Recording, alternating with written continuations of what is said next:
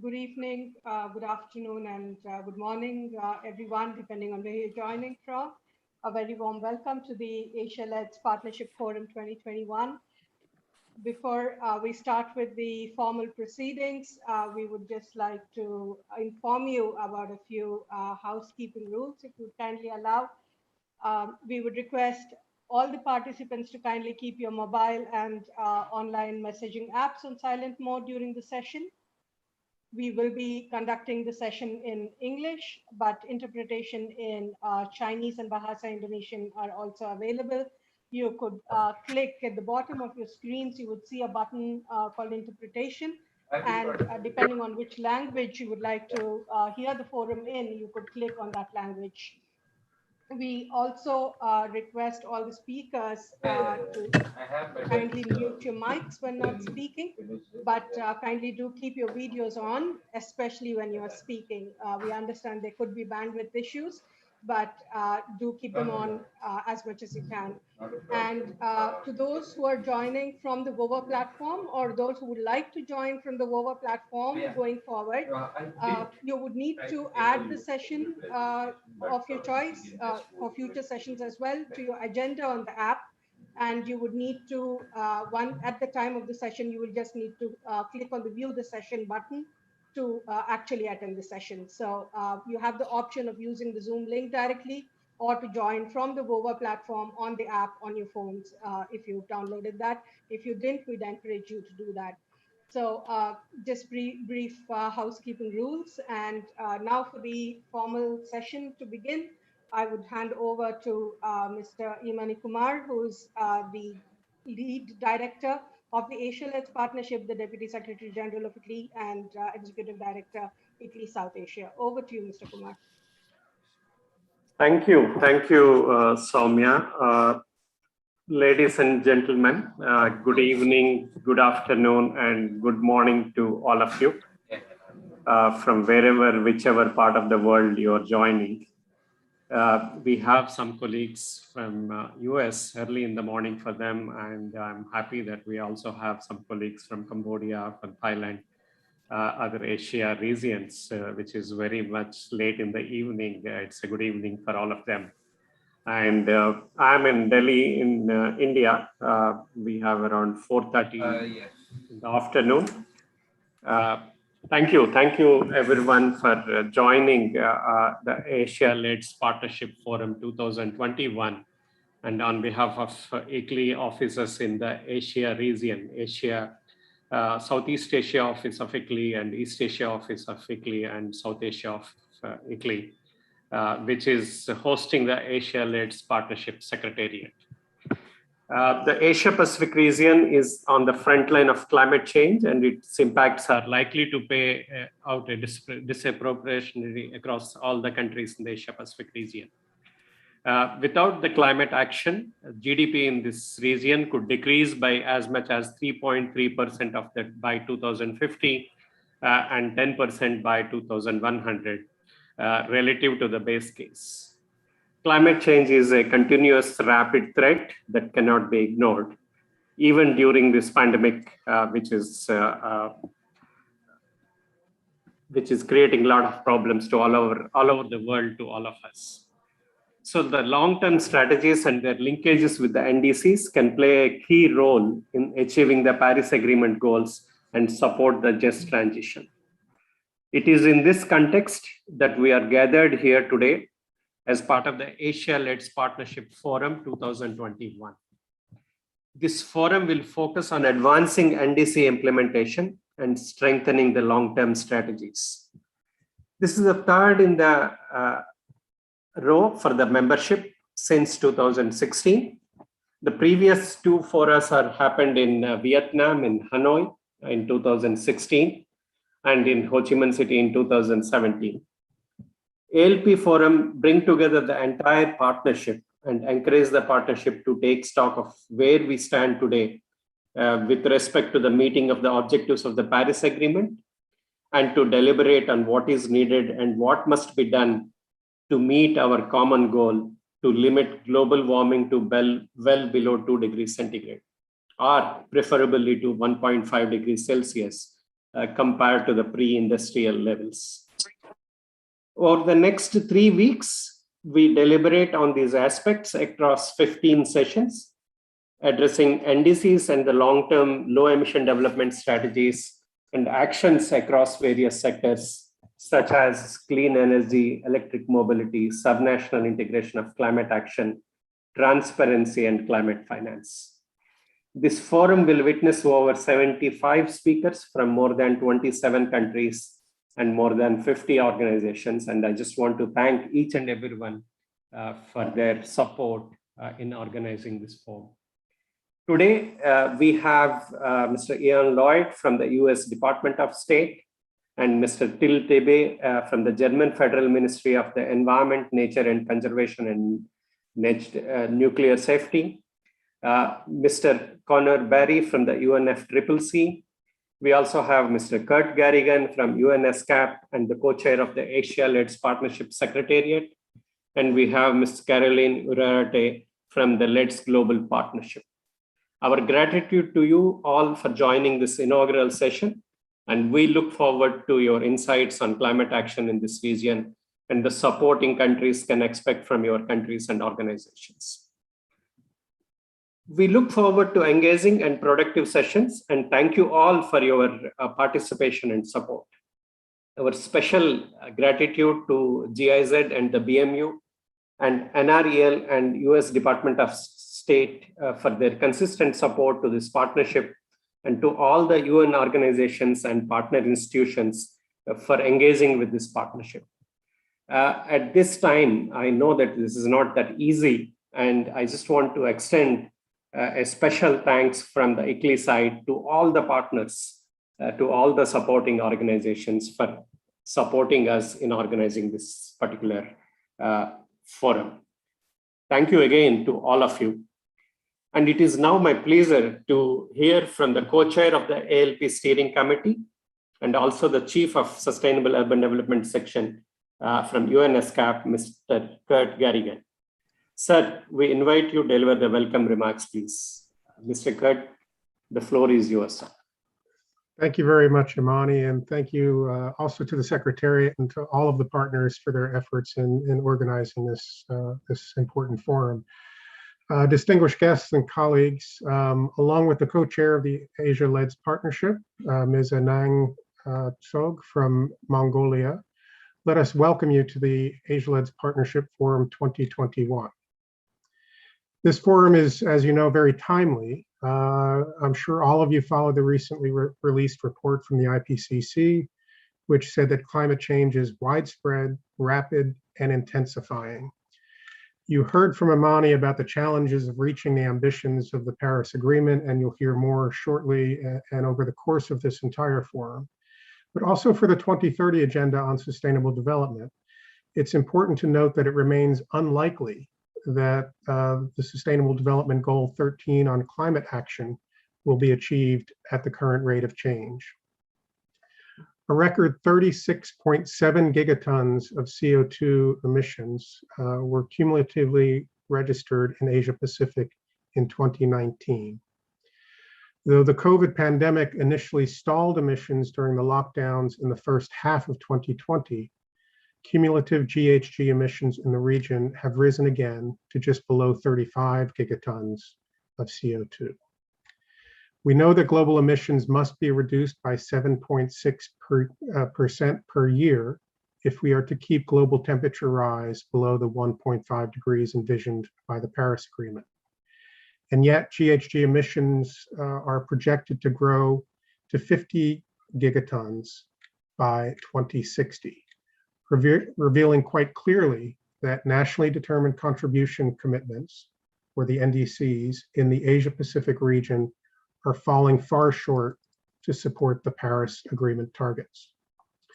Countries in Asia-Pacific must accelerate ambitious climate mitigation and adaptation actions to safeguard impressive development gains made and to rapidly transition towards an equitable, low-carbon, climate resilient and disaster resilient development path through post-pandemic green recoveries. Globally, a green recovery could cut expected emissions, as you heard, by 2030 by up to 25% and could increase our chances of keeping temperature rise to below the 2°C mark and increase those chances by up to 66%, according to the UNEP emissions gap report. So the work of the Asia-LEDS partnership and all of you assumes special significance in this context. The forum, which spans the next 3 weeks, will address the rising ambition of Asia-Pacific nations to tackle climate change in this region, which, along with the Arctic and Africa, will bear the brunt of climate change impacts. Of the 12 technical sessions in the forum, 4 of them will speak to the specific topics of achieving NDC commitments and the status and plans for preparing long-term, low-emission development strategies. Countries from the region will speak on their ambitions, on their challenges and successes, and on lessons learned in this daunting yet promising journey towards low emissions development, while also ensuring equitable development and just transitions. The energy transition, the impacts of distributed energy resources and large-scale renewable energy deployment to support clean energy transitions will be discussed during the first technical sessions of this forum on the 25th of August. We all know that while countries plan, cities implement. The Asian and Pacific region became majority urban in 2019 for the first time in history. So multi-level climate governance, vertical integration, and also horizontal integration are seen as critical to achieving national ambitions. And countries are realizing increasingly the opportunities and benefits presented by planning for and implementing robust multi-level governance processes which fully engage and empower local and subnational authorities. On the 26th of August, the forum will hear from national governments on their plans and mechanisms to enable subnational climate action and also to finance climate action. The Asia Clean Mobility High Ambition Leadership Group, proposed by the LEDS Global Partnership and the Asia-LEDS Partnership, is an excellent opportunity for countries to come together, to raise collective ambition, and to access customized technical assistance from global experts. I therefore encourage all of you to join the 2 sessions focusing on clean mobility on the 2nd of September and learn more about this new initiative that the ALP is putting forward. We all know that also that financing climate action is a key challenge in this region. The forum will showcase opportunities for climate finance, not only for national entities, but also for subnational entities, and will shine light on multilateral assistance available to countries to address climate action and planning for climate action. Of special interest to the membership would be the RACE initiative, the Regional Accelerator for Agriculture, Climate, and Energy initiative that brings to you specific support for financial structuring of at-scale programs aiming to reduce GHG emissions from the agriculture and energy sectors. So please join us on the 7th of September to hear more about that. Let me join Emani in extending on behalf of the overall Asia-LEDS partnership its deepest gratitude to BMU for supporting the partnership for the last 3 years. The US Department of State was instrumental in establishing the partnership, and we welcome the continuous involvement and support from the Department of State in recent months and going forward. I encourage all of you to participate in the upcoming action-oriented and enriching sessions and benefit from the rich dialogue and discussions to follow. I wish the forum all success and thank you all for your participation in this forum. Emani, back to you. Thank you, Mr. Curt, for welcome remarks. And we also just want to thank the steering committee, especially the co-chairs, both Mr. Curt Garrigan and Ms. Anand, for guiding us the ALP for the last 3 years. Thank you for all the support. Ladies and gentlemen, the Asia-LEDS Partnership is the regional chapter of LEDS Global Partnership. The LEDS Global Partnership Secretariat is hosted by GIZ and NREL. Today, we have with us Ms. Caroline, a Senior Program Manager of NREL, to give us an insight into the value proposition of LED's global partnership. Ms. Caroline, thank you for all your support since 2016 and a warm welcome to you. I know it's early in the morning for you in the US and the floor is yours. Ms. Caroline. Thank you, Mr. Kumar. Hello, everyone. I'm very happy to be here, very excited about this forum. I've been part of the LED's GP for the last 10 years and in Asia LED's partnership as well. And it continues to excite me to be part of it because of the diversity of people involved, everybody with an inspiring story and all the work that you're doing to advance us to a very clean and sustainable and inclusive world. So thank you again for your participation. Today I wanted to tell you a little bit about what the LED's GP is, what it stands for, and invite you to join us because it is a community, a global community that's open for everybody to join.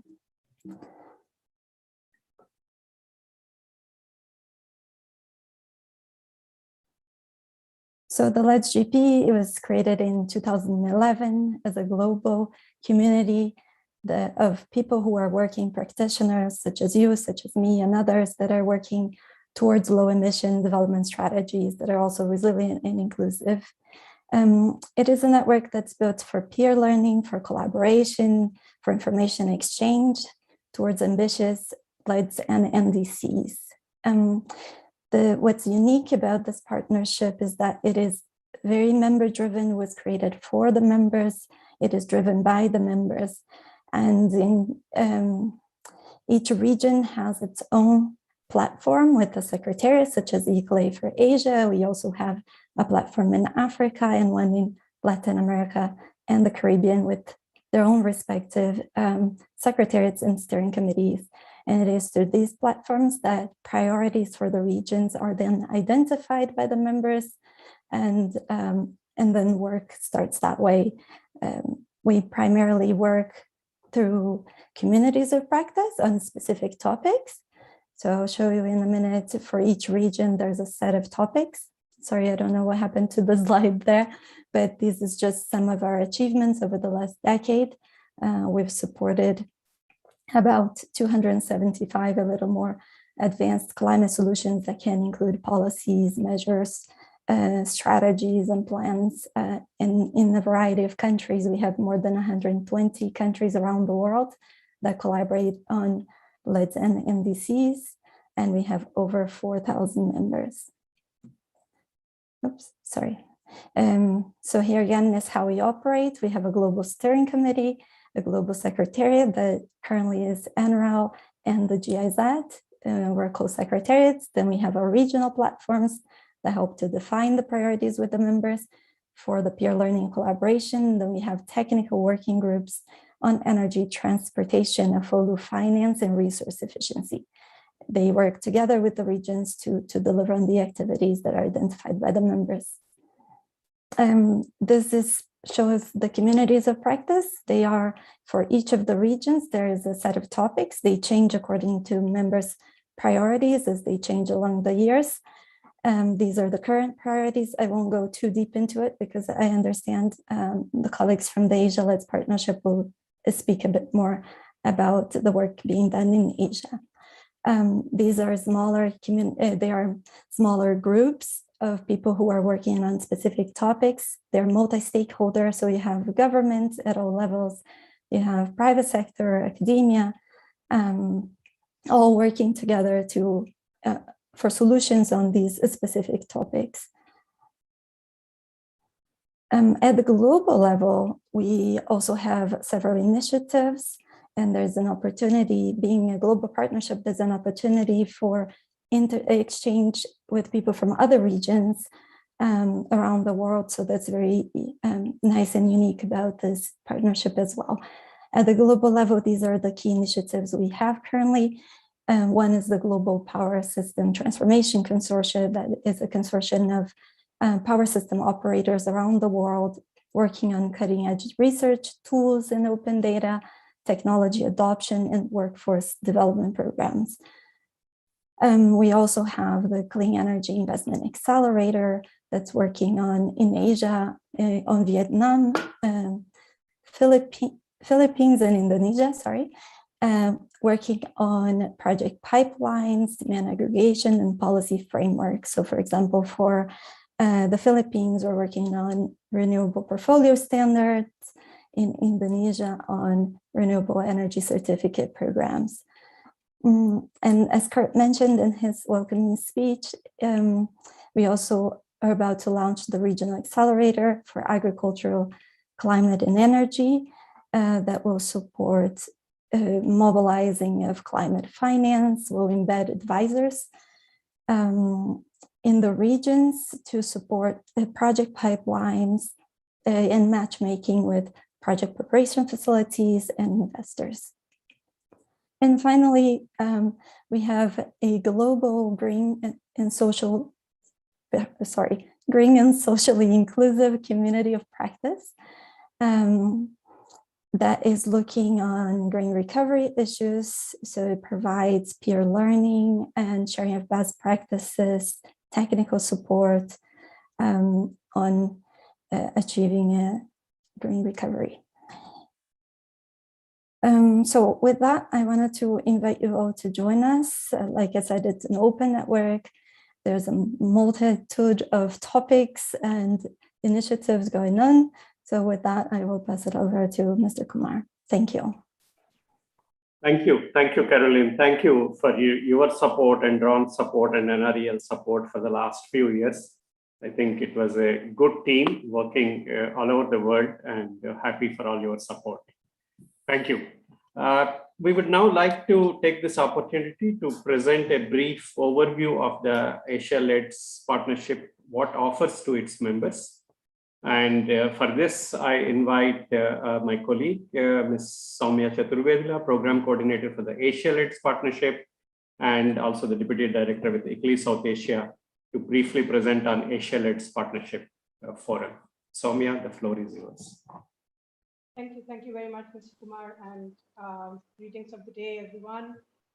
We would briefly present what the Asia-LED's partnership is about. It's a voluntary regional network that was convened to promote low-emission development strategies, support NDC planning and implementation in the Asia Pacific. It was launched in 2012 through the LED's Global Partnership along with the other regional partnerships. Currently, it is being hosted by the ICLEI offices in Asia, like Mr. Kumar mentioned, and is supported by the GIZ through the BMU and also by NREL through the US Department of State. Basically, the partnership was convened in order to facilitate coordination, collaboration, peer learning, access to tools, methodologies, models, approaches, to foster capacity building of practitioners, to get together practitioners who are working in a similar field and enhance learning among practitioners and among national leaders, technical staff of the national governments, and also the subnational governments. So that is the kind of the raison d'etre of the Asia-LED's partnership, and the basic intent is that we would for now like to support the revision of the NDCs, support the preparation of the long-term strategies and the LT-LEDs, and work with all of you to ensure that the implementation of these different commitments go on in a manner that has been envisaged. Typically, we focus, the Asia-LED's partnership focuses on South Asia, Southeast Asia, East Asia, Central Asia, and the Pacific, including Australia and New Zealand.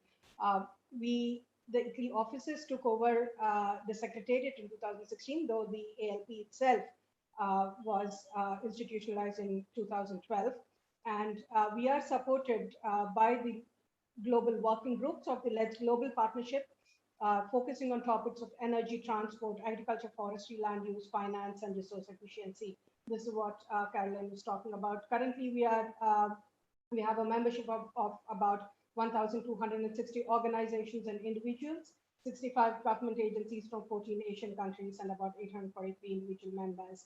So it is this membership that we bring together and work with continually. We the member benefits are clear from the objectives that we would like to enhance access to all learning, ensure peer learning, and then also ensure that there is access to climate finance, which is something that is of a great challenge to our membership.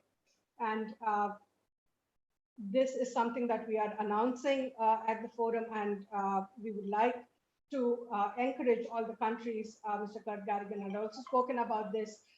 We would like to encourage your membership into the Asia Clean Mobility High Ambition Leadership Group, where all countries which are like-minded come together in order to advance transitions towards net zero emission transport systems. And then we work with you to enable this transition, be it in terms of providing deep dive technical assistance, be it in terms of connecting you to finance or planning on stakeholder engagement platforms, etc. So we encourage everybody to join that particular leadership group. But continually, the ACLEI partnership has been working with 5 communities of practice, and I'll talk about them in coming slides, focusing on grid integrated renewable energy, climate finance, and multi-level climate governance or subnational integration, clean mobility, and building energy efficiency. So on the multi-level climate governance, we have developed methodologies, worked with district in Bhutan, in Sri Lanka. We've looked at India's policies. We've looked at climate responsive budget in the Philippines. So there is, depending upon the need and the ask from our membership, our activities are tailor-made. And in the future, in the next couple of months, October, November 2021, we will be running a deep dive webinar series looking at climate planning, MRV, prioritization, and structuring of projects. We would encourage everybody to join the SNI community of practice as well. Moving on the grid scale renewable energy, we've provided deep dive technical support to Mongolia. We've looked at capacity building and closed training sessions for Nepal for the Electricity Regulatory Commission, and supported Mongolia ERC to identify viable technological solutions for space heating, and also the integration of renewable-based generation into Sri Lankan grid with contributions from the Ceylon Electricity Board. There will be upcoming webinars on distributed energy resources and resilience in the power sector, and we encourage you to keep an eye open for these.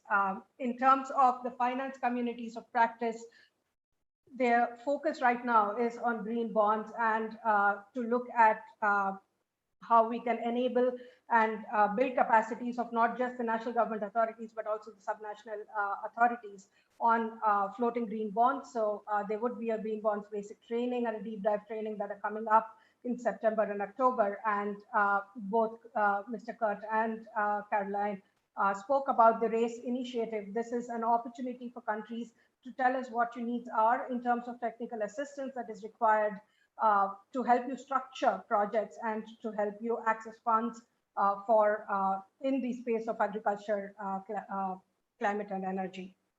So this is a broad-based program, and we encourage you to tell us what your specific needs are. On the Clean Mobility Corp, right now, we are, of course, encouraging you to join the High Ambition Leadership Group. We are trying to work with an Asian country in the transport sector, trying to provide support on an electric mobility framework.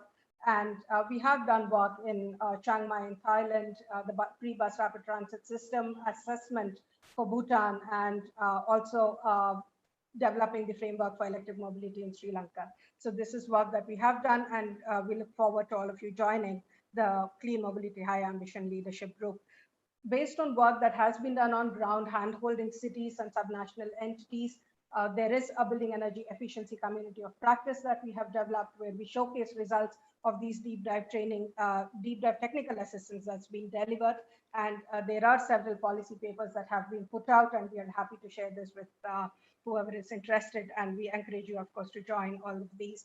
At all the large international events, be it the Asia Pacific Climate Group, Climate Week, be it the COPs or other events that are happening in the region, our intent is to showcase the good work that's been done by the member countries, but also to give them a platform where they're able to voice their needs and voice their concerns, so that the partners that we work with, you've seen that currently we are working with over 50 partners for this forum. These are partners who work with us regularly as the ALP, and we are able to bring them to you to address your specific needs and challenges. Several reports, publications that we do, and we are happy to engage with all of you and hope all of you would join our communities of practice and the ALP itself if you're not already a member. So thank you very much, and over to you, Mr. Kumar. Oh, sorry, this is something on the structure. So yeah, very important because we are at the forum. So we are doing the forum across 3 weeks, and you can see in the structure that we are addressing different topics on different days. So this week we would be looking at the energy sector and subnational integration of multi-level climate governance. And in the coming week, we are looking at long-term LEDs, long-term low emission development strategies and green recovery. And we would be having a day where we are focusing on the second on the transport, looking at impacts of COVID and the enabling environments for electric mobility. In the third week, we are looking at finance, accelerating investments to support NDCs and the global climate market instruments. We would also be looking at transparency topics on the 8th of September, and we will be having a closing session on the 9th of September. So yeah, thank you to all the partners, organizing partners, and for all the support. And yes, now over to Mr. Kumar. Thank you, Ms. Soumya, for giving us the overview of AsiaLED's partnership, what it is really helping to the members. And I'm happy that we have more than 1,200 members as part of this group. And we request everybody on this forum also, if you're still not a member, please join us as a member. The US Department of State was instrumental in establishing the LEDs Global Partnership and subsequently the AsiaLEDs Partnership. May I please now invite Mr. Ian Lloyd, is Senior Advisor for Clean Energy and Innovation Office of Global Change, Bureau of Oceans and International Environmental and Scientific Affairs, OES, US Department of State, to deliver a keynote address. Mr. Lloyd, the floor is yours, sir. Thank you very much, Mr. Kumar. I'm honored to be here today for the AsiaLEDs Forum and really appreciate the strong participation in this forum. Leaders from countries and institutions across Asia and around the world.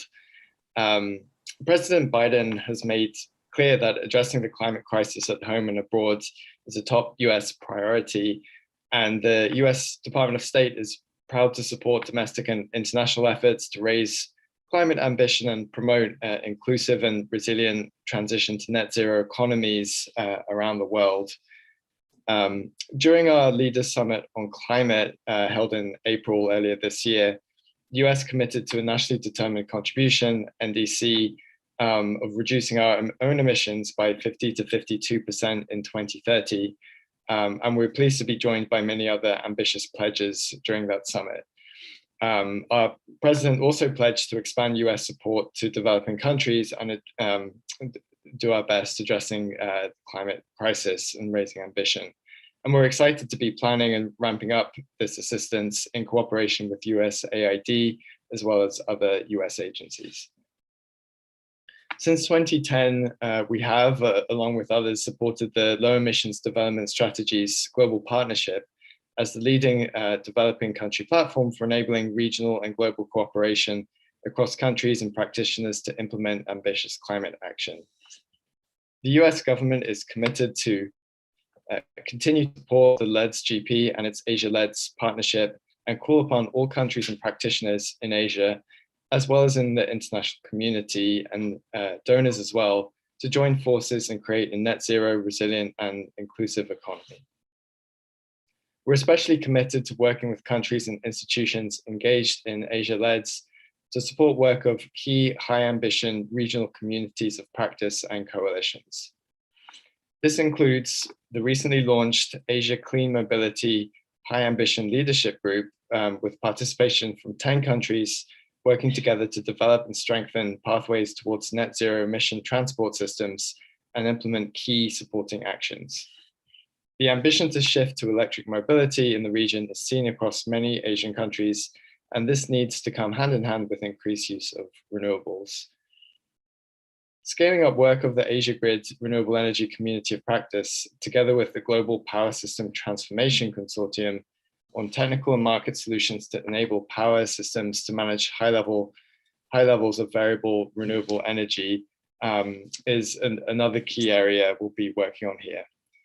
In addition, cooperation between the LEDS GP and the Asia LEDS partnership with the local 2030 Island Network on communities of practice on integrated climate and sustainable development action for Asia Pacific and other island states around the world is another key topic. We encourage you to join these and other Asia LEDS partnership and LEDS GP high ambition regional and global communities if you are not already engaged. And through these and other Asia LEDS partnership efforts, you can receive technical assistance, participate in peer-to-peer learning, and have the opportunity to cooperate with others in the region to advance ambitious climate goals. I'd like to thank the Asia LEDS Secretariat hosted by ICLEI South Asia, and all of you for your active participation in the event and your leadership on climate. I'd also like to thank the German government and the GIZ for supporting the LEDS GP and Asia LEDS partnership and supporting this event along with other donors and international partners that have made the Asia LEDS Forum possible. The Asia LEDS Forum is an excellent opportunity for knowledge creation and exchange and peer-to-peer learning. I hope you will have a fulfilling discussion and look forward to hearing the ideas that emerge from this forum to enhance regional cooperation in Asia. Thanks very much. Back to you. Thank you, Jan. And I just want to give you a special thanks from us and also entire Asia LEDS partnership for all the support you gave us for the last so many years. Thank you for your leadership, and also thanks for all the support.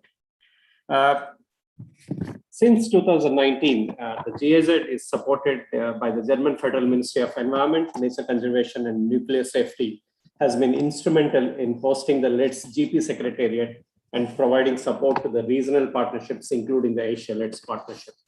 We are very grateful to the support, and we now request Mr. Tibbe, is the policy officer from BMU, to deliver the keynote remarks. Mr. Tibbe, the floor is yours, sir.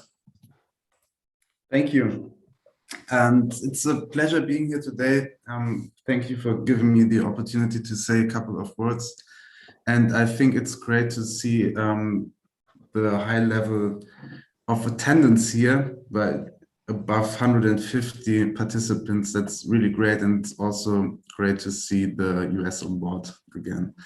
Let me first thank, of course, the Regional Secretariat of the Asia LEDS Partnership and the Global Partnership and your dedication for making this event possible. I think it's really important having this also during that time where we can't meet in person, but it's also not something new, but great to have virtual meetings now and to see all of you and exchange and maybe and hopefully see many of you at the COP this year.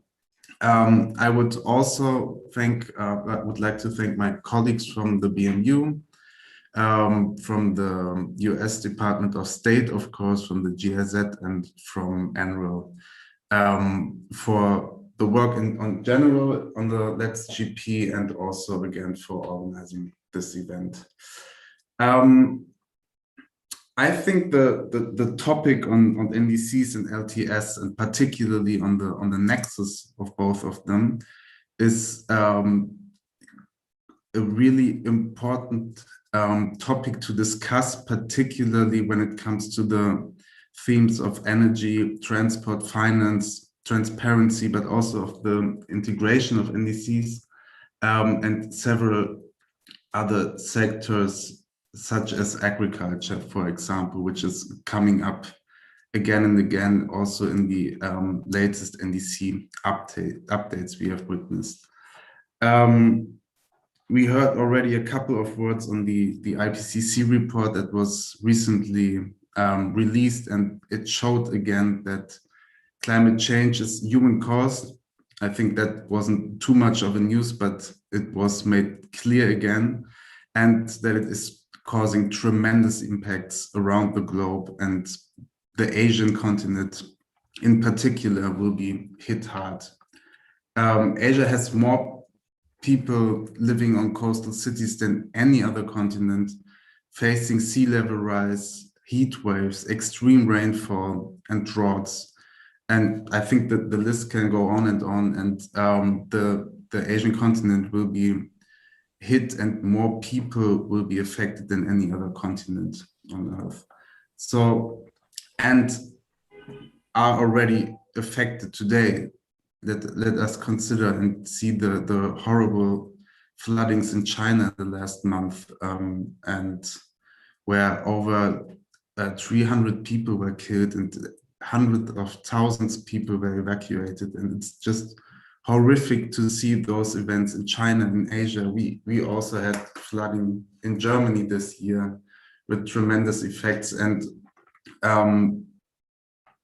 this is just horrible to see, and to see the outlook of the IPCC report. But one thing that the IPCC report also showed us, that the window to act is still open, and that we still can act to reach 1.5 degrees, even though it will be reached by 2040 the latest. So, and it's rather more likely that it's going to be the early 2030s when 1.5 degrees will be reached. So we need to act now. But, and let me highlight this, I think it's important to realize that the upside is from this is that we have it in our own hands, and we can act, we can design, we can decide how the paradigm shift towards net zero should look like. And here, NDCs and LTS play, of course, the central role. And I believe that the nexus between NDCs and LTS should be highlighted here again. Long-term strategies are important tools for prioritizing investments for private, but also for public actors. And they can serve as a tool to explore carbon neutrality pathways and generate the development of new technologies, of innovations by all actors across society. And I think what we have witnessed in the last month and in the last year is that LTS can generate ambition raising as they provide orientation for NDC updates. So having an LTS and net zero targets puts the political and public debate on midterm targets in NDCs on a completely new level, as the alignment of both net zero targets as well as LTS and NDCs can be claimed by all actors within the process of NDC updating. And we have seen this, I think, pretty clear in the EU and in Germany, where we had our long-term target firstly, defined our target of climate neutrality by 2050. And this target shaped the political and social debate on the European Green Deal, as well as on our NDC update. And this even went further, as then the public debate, for example, in Germany, led to an even more ambitious long-term target to achieve greenhouse gas neutrality by 2045. So I think this, to realize that this nexus of LTS and NDCs, as well as of the political and social debate, can be somehow called like cycle of ambition within the Paris Agreement, which is crucially important. But ambition is not everything, of course, because we need to implement it. And implementation is the one thing we weren't too good at the last years. Not only that the ambition wasn't high enough, but also implementation lagged behind. And for that implementation, we first of all need the actors who actually implement it.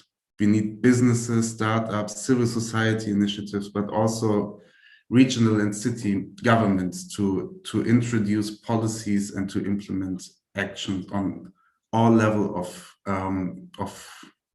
of politics and government. We further need the development of zero emission technologies, innovation, and business model. And I think it's clear that Asia and many countries in Asia are forerunners in providing solutions in the climate crisis and developing green technologies. This, of course, the implementation and the development of new technologies is dependent on the financial support, both from the public sector and private sector, but also from industrialized countries such as Germany to have financial support and provide financial support to developing and emerging economies. On that note, I think I would maybe just one quick advertisement, having the NAMA facility and the Ambition Initiative together with UK based, I think was a good example on how to support countries that set ambitious goals in the implementation of their climate targets. One last point I would like to underline and to highlight is the third one that is crucial to have or to implement our climate targets is the point of knowledge sharing. I think we are particularly reliant on learning from each other, to have international and regional peer-to-peer learning, and share our knowledge on LTS, NDCs, and the implementation of both of them, so that we can learn from the experiences, learn the technologies that are out there and share them, but also learn from our mistakes. And I think all of us are going to make mistakes, but we need to somehow let the world know which mistakes are they, so they are not repeated all over again. Having said that, I think that the forum gives us a great and unique opportunity to explore the synergies, the possible cooperations and already existing cooperations between our organizations and countries. And I'm very much looking forward to joining some of the discussions in the upcoming 3 weeks, and hope that all of you have the possibility and use the opportunity to bring your ideas on climate action forward and enjoy the discussions and the forum. So thank you and enjoy.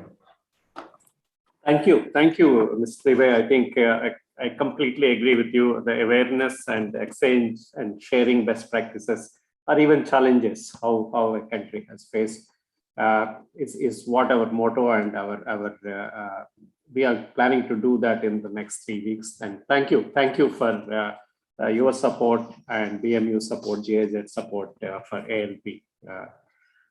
We also have Mr. Conor Barry, the UNFCCC is the team lead for the Intergovernmental Negotiations Unit and NDC LT-LETS and Secretarial Support Unit at UNFCCC.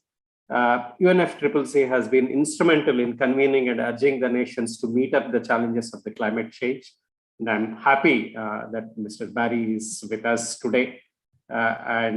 Sir, thanks for taking your time from your busy schedule and joining us. And the floor is yours, sir, to give a special address. Mr. Barry. Thank you very much, Mr. Kumar, and greetings to everyone around the world. It's difficult, I don't know what the new introductions are when we have participants from across the globe in different time zones, but greetings wherever you are. My pleasure to join you today at the inaugural session of the Asia-LEDS Forum 2021. And I want to start by expressing my gratitude to the Asia-LEDS Partnership for organizing the forum across the 3 weeks and inviting UN Climate Change Secretariat through our Regional Collaboration Center based in Bangkok to participate today, but also throughout the 3-week forum. We understand very much the difficulties since the moment of organizing events in this online setting, and hope that everyone is staying safe and healthy. And I want to share the condolences of University Secretariat with all those who experienced the loss of a loved one throughout the pandemic. And while the pandemic presents an urgent and critical challenges for all governments and stakeholders, climate change remains the greatest risk to human development for the rest of the century and is also resulting in the loss of life and livelihoods today. In that context, this LEDS forum is particularly timely and pertinent, and the contribution of the IPCC's Working Group 1 to the 6th assessment report released 2 weeks ago reaffirms that unless there are rapid, sustained and large-scale reductions in greenhouse gas emissions, the goal of limiting global warming to 1.5 degrees compared to pre-industrial levels will be beyond reach. It also highlights the difference in climate impact drivers between 1.5 and 2 degrees are more significant than previously thought. This assessment of the latest science clearly shows that long-term strategies and NDCs need to reflect the scale and urgency of action to limit global warming. Recovery efforts from the pandemic provide an opportunity to drive transformation towards a healthier and more sustainable world in line with the goals of the Paris Agreement. Indeed, several governments have used their long-term low-emission development strategies and NDCs to guide their recovery efforts. Despite the pandemic, we have witnessed growing commitments to long-term temperature goal of the Paris Agreement. In the last year, in the Asia region, China, Japan, and the Republic of Korea have announced their mid-century net zero emissions goals. Globally, more than 120 national governments and over 760 local governments around the world have joined the Climate Ambition Alliance to show their commitment to achieve net zero emissions by 2050. While the Paris Agreement gives flexibility to governments to define a national target, we need to reach global net zero by 2050 in order to keep the 1.5 degree goal, and to do so within a limited carbon budget. This is simply what science tells us.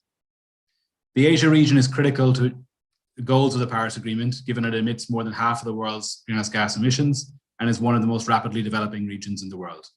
It's also home, as my colleague from BMUB has already said, to the world's most of the world's low-lying cities and the majority of vulnerable small island states.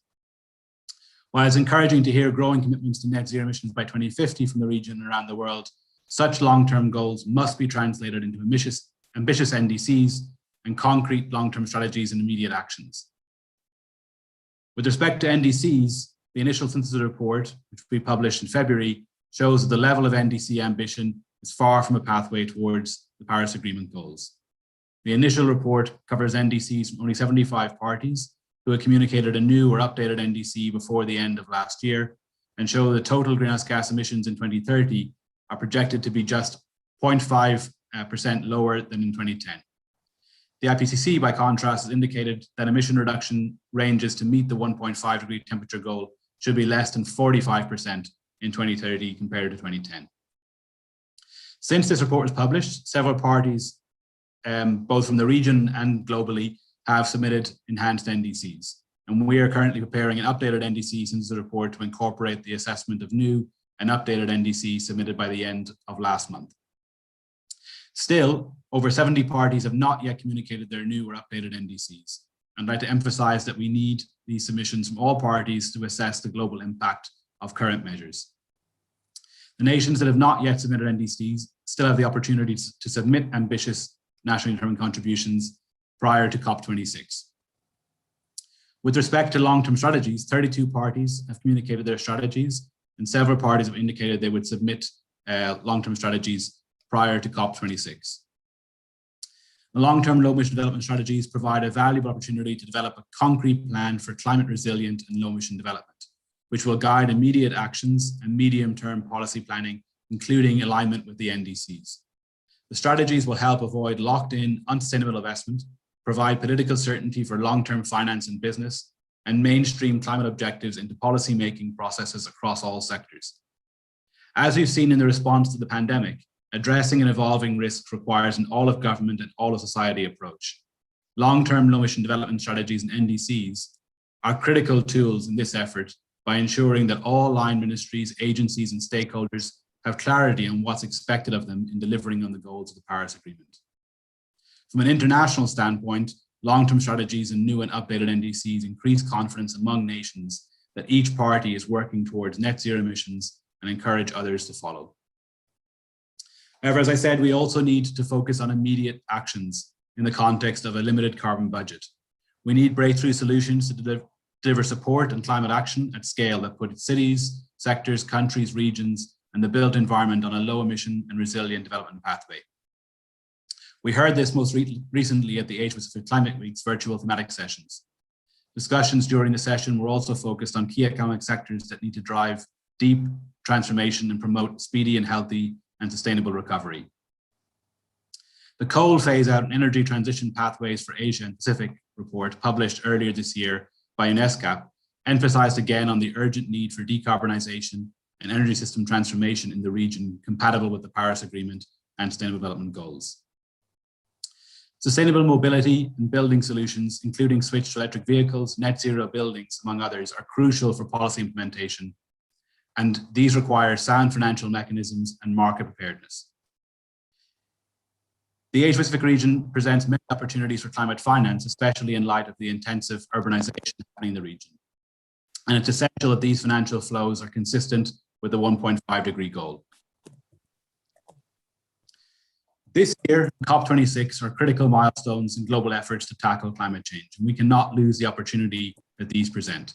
Together, we can strengthen our response to climate change and design pathways towards long-term national development and global climate goals.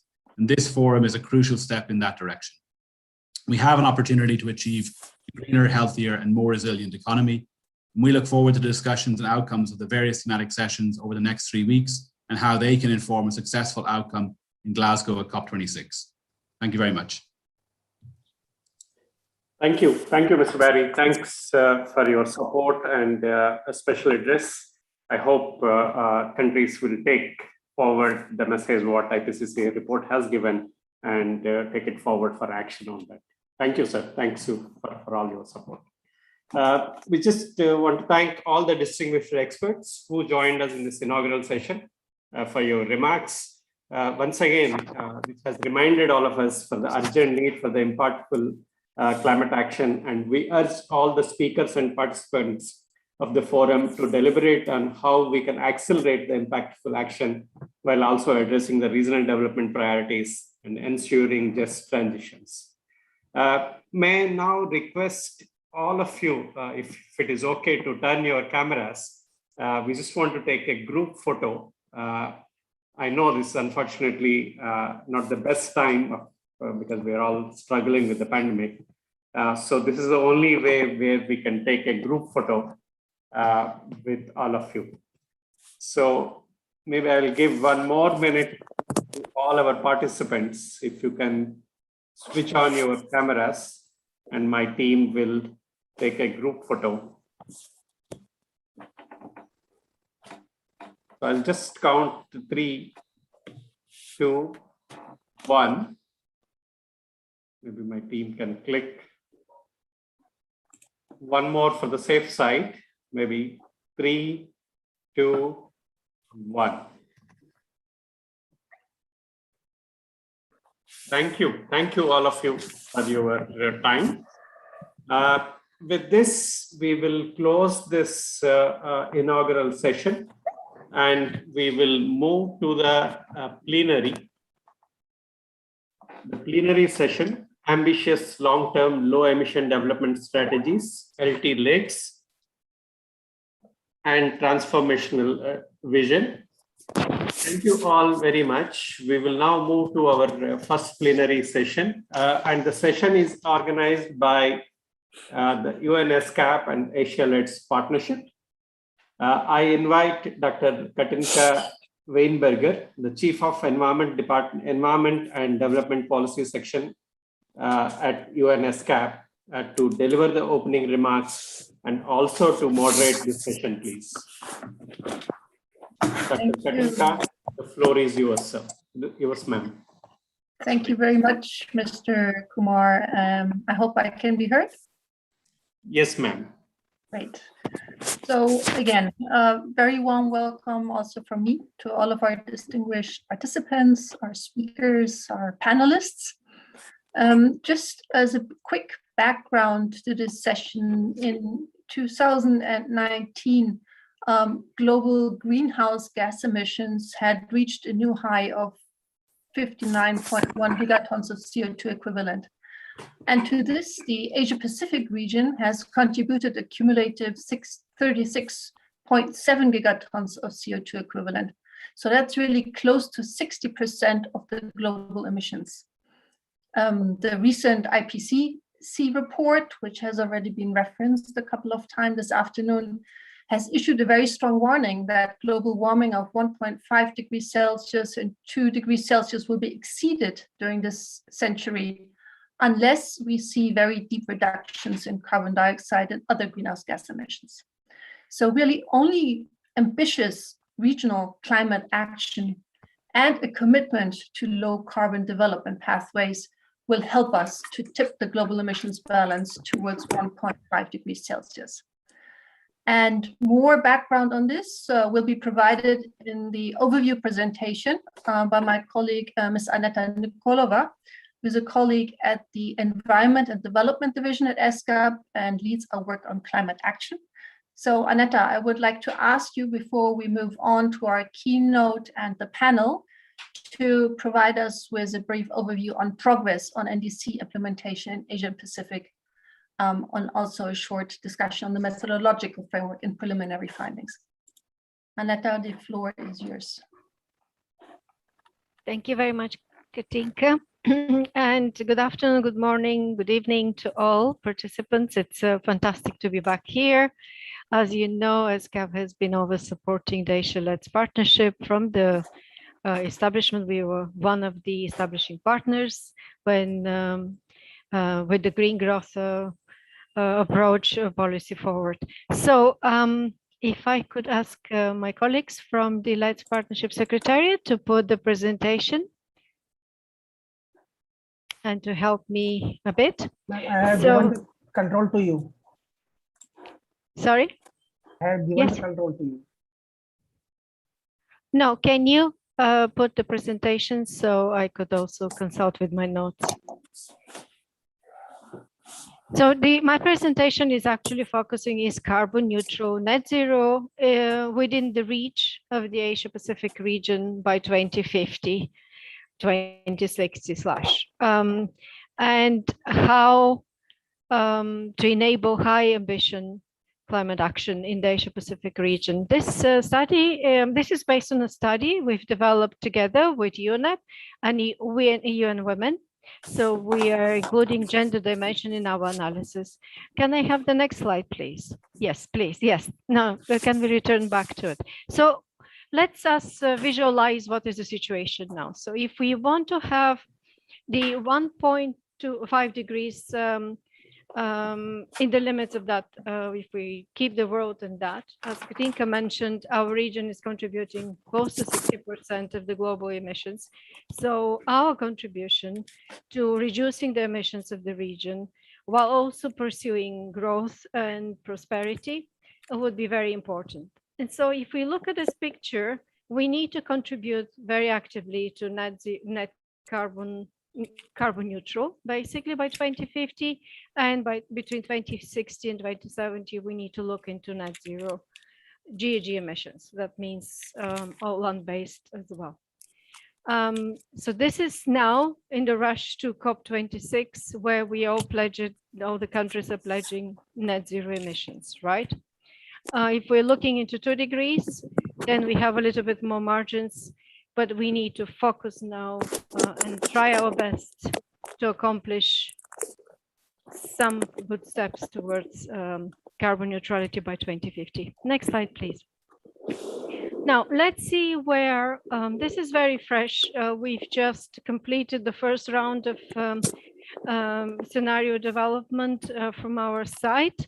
We've developed 3 scenarios. One of them is based on CICERO's assessment that by 2060, our region will have about 50 gigatons carbon emissions cumulative. So based on that, that's the diagram on the left, we have developed, and based on the current NDC pledges, even with the latest updates, we have developed this scenario. And as you would see, even if we manage to get everything completed, all the NDC pledges, implemented, we would not be able to have carbon neutral by 2060. We will have residual of 13.26 gigatons available in our region. So we need to think about this.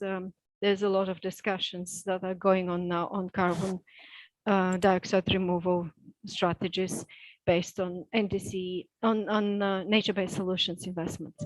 We also looked into the more gloomy scenarios and apply them to our region. One of them is about 4 degrees, the other one is 5 degrees. So we show that this the picture is also not very, very optimistic. So what can be done? Next slide, please. This shows if we have the 10 top emitters, among which a couple of the countries already have pledged to reach carbon neutral by 2050, 2060. So if we get all the rest as well to really commit to carbon neutral, we will have less residual carbon emissions left at 9.67 gigatons equivalent. Next slide, please. When we look at the country share, this is a diagram in percentage, which shows the countries in our region and those with the star who pledged carbon neutral by 2050, 2060. I would like to tell you that there's optimistic news that with every single week, we have more and more pledges. We've just learned that Australia also pledged recently and with the policy document. So there's various levels of pledges, which is a very good news. So now, next slide, please. Yes, from all the pictures so far, it is clear that countries need to urgently speed up their climate commitments, climate action commitments. We could say for sure that the current NDC pledges are not sufficient. They're not bringing us to the right point. And also these are perhaps I would say a little bit cautious, a little bit less optimistic, less forward-looking. So definitely there is a big room here on long-term emission strategies, long-term strategies to be developed, to be, and this should be aligned also with the green COVID, post-COVID recovery and with ICG funding. So we do not have conflicting interests, conflicting issues with financing. So can I have the next slide? This study goes further and it's focusing on what could be done, what can be done in two big areas. We've studied the climate ambition of the countries, and also we studied the enabling factors that will help this climate ambition to rise, and they are in symbiotic relationship. Next slide, please. What are the factors that were studied as identifiers of ambitions? So first of all is the carbon neutrality pledges. The second one is which countries do consider themselves that they peak their carbon emissions. The third factor is national level decarbonization per sector, for the different sectors, for energy, for transport, buildings, energy efficiency. That is well described in the NDCs and also in the biennial national reports. Looking at the fair share and effort rating and carbon pricing. On this, I would say that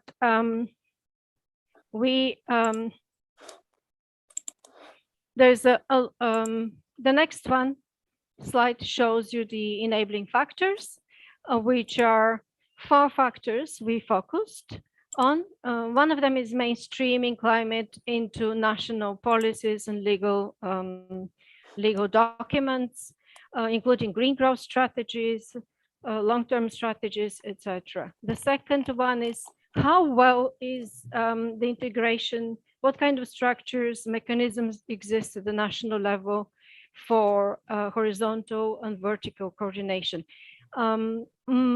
Also basically we know the action is at the local level. So how deep is that partnership going on to the local communities, how much they have funding resources available to take real climate action. Then we looked at the allocation of financial resources, how much are the banks involved, what kind of priorities towards low carbon development are there for investment, what kind of regulations. And we looked also the monitoring capacity, the MRV systems, not only for reporting towards the Secretariat, UNFCCC Secretariat, but also financial reporting, which is a little bit more deeper and more stringent. And then we looked at the gender mainstreaming under each of the categories. That is the new element of this year's study. Next slide, please. Okay, so the preliminary result, it is that, yes, ambition varies, and it is not confined only to high-income countries in the region. So we also see that low-income countries have actually done very forward-looking pledges, like Solomon Islands, Bhutan, but there are other countries as well that are high-income countries that have also come forward very strongly. It is very good to mention that the NDC reduction strategy of Russia Federation is about 70%, and that of China is 65%, which is very strong commitments of these two big emitters in our region. It is also crucial to ensure that the countries perhaps take the opportunity in 2025 to revisit their pledges, because when we did the individual country studies, we see that there's a much more potential for NDC reduction than what comes through the NDC pledges. They're kind of very cautious. Also, if they could also consider to recalculate and commit to carbon neutral pledges by 2050 or 60. It is also necessary to ensure that major emitters strengthen their commitments. So no matter how big or small these commitments are, let's implement them. Let's put our efforts to implement those commitments, because they will reduce the burden that we need to deal with between 2030 and 2050. It will be less emissions to deal with. And if we need to put budgets aside for carbon dioxide removal, then that budget would be available. It is also crucial that the countries start understanding better the interlinkages between the NDC implementation commitments and the economic and development impacts that will be there, and the linkages with the SDGs and the post-COVID reduction strategies, as I mentioned. Next slide, please. So, as I mentioned, we see very good encouraging results from both high-income countries and low-income countries. We see that 900 countries have already peaked their emissions, and 26 are close to that point. We also see that there's a lot of commitment at the sectoral level, which is very promising and very optimistic. Only 8 countries in the region started carbon pricing, but there's a big interest. The interest is rising. And also I would like to mention here that ESCAP is developing a tool that will help countries to develop different scenarios, very practical tool that can be used even by policymakers that are not involved that much in NDC or on climate action, but they would be able to be sensitized. And there's also there's a need to step up the fair effort and effort sharing by the countries in the region. So next slide, please. If you could go to the next slide. No, sorry, I apologies. Can you go back to the graph? There's a graph, yes. So this result shows that both low and high income countries in the region are investing in enabling ambition. And that is very good because the enabling factors, the better integration between the ministries, more involvement of the private sector in the decisions that are taken, stakeholder engagement, women is very important. Next slide, please. And when we look at the enabling factors, we see that the stronger for example, the integration of the private sector in the decision making, the bank's involvement, the better chances for the countries there is to attract more funding, also from GCF that has put recently a lot of conditionality for it, as well as gender reflected.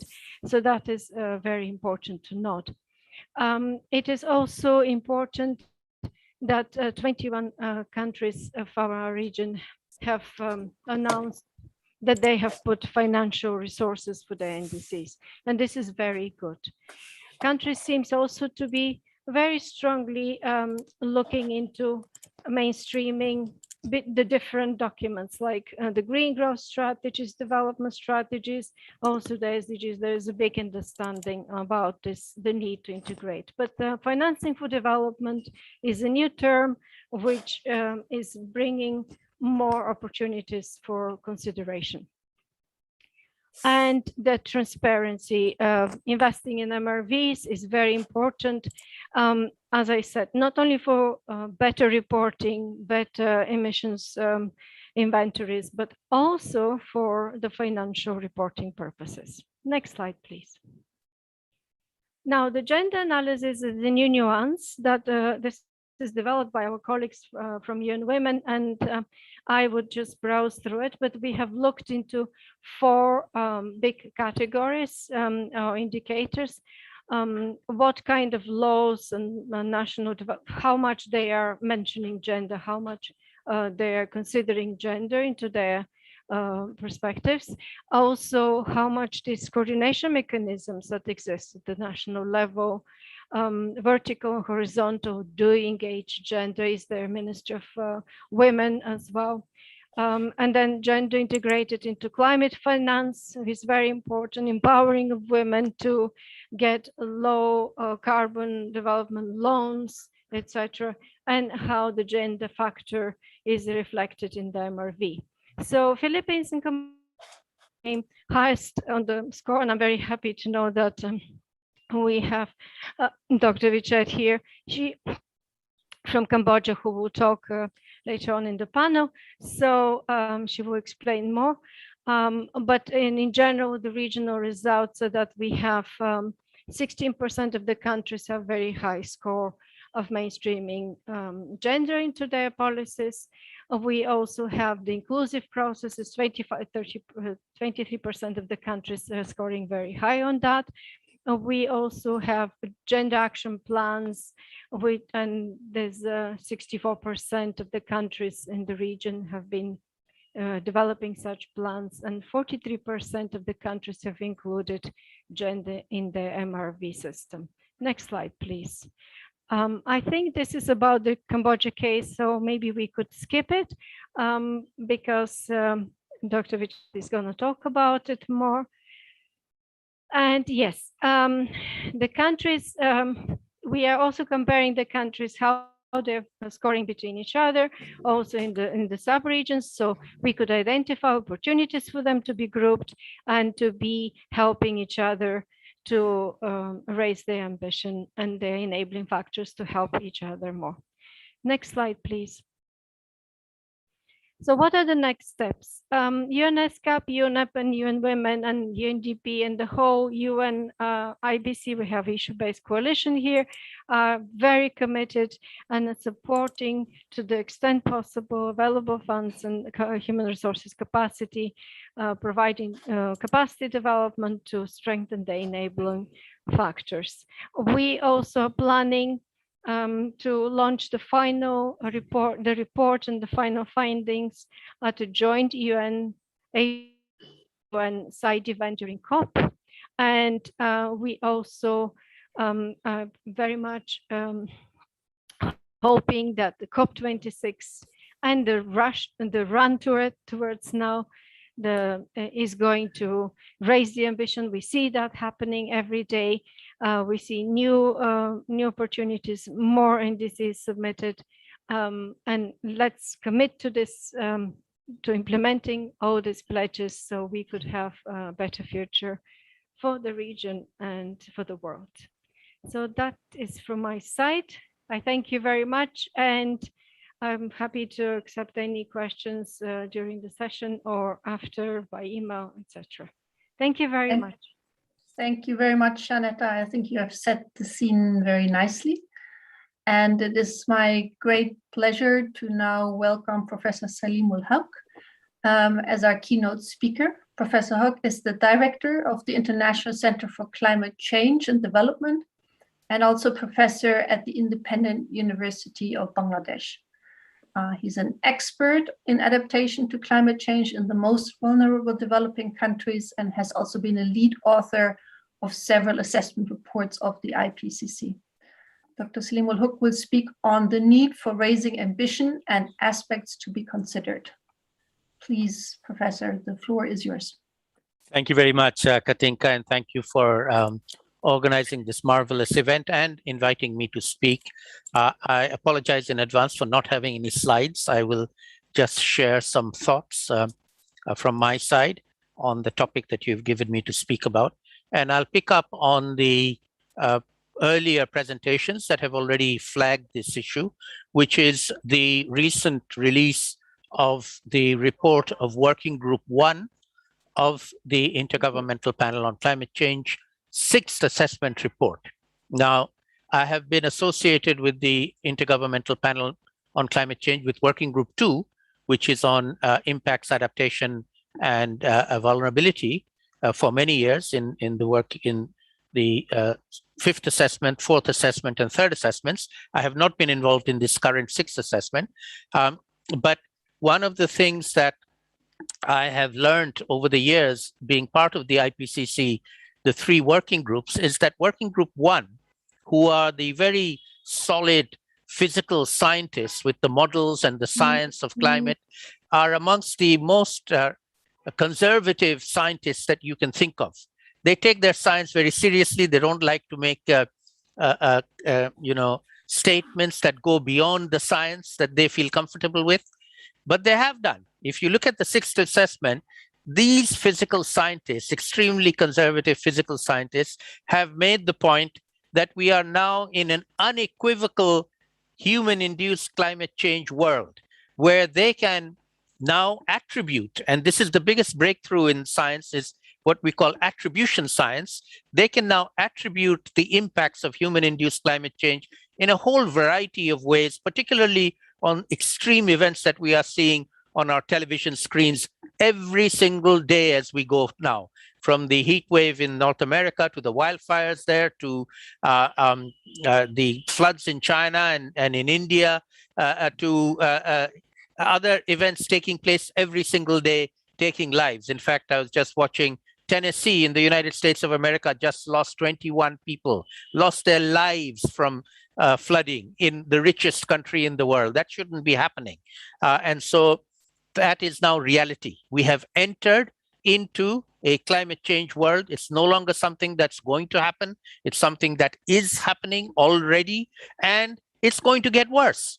Every single day, there will be a world record event taking place where a previous record of heat or rain or flood or a wildfire will be broken somewhere in the world. And unfortunately, that's going to get worse year by year by year for a while.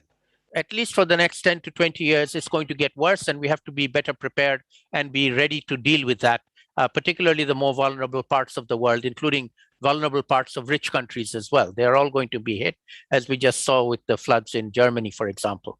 Now, in that context, the important thing to remember is that we can prevent the worst from happening in the longer run. We cannot prevent the worst from happening in the medium term, the next 10 to 20 years, but we can prevent the worst from happening beyond that.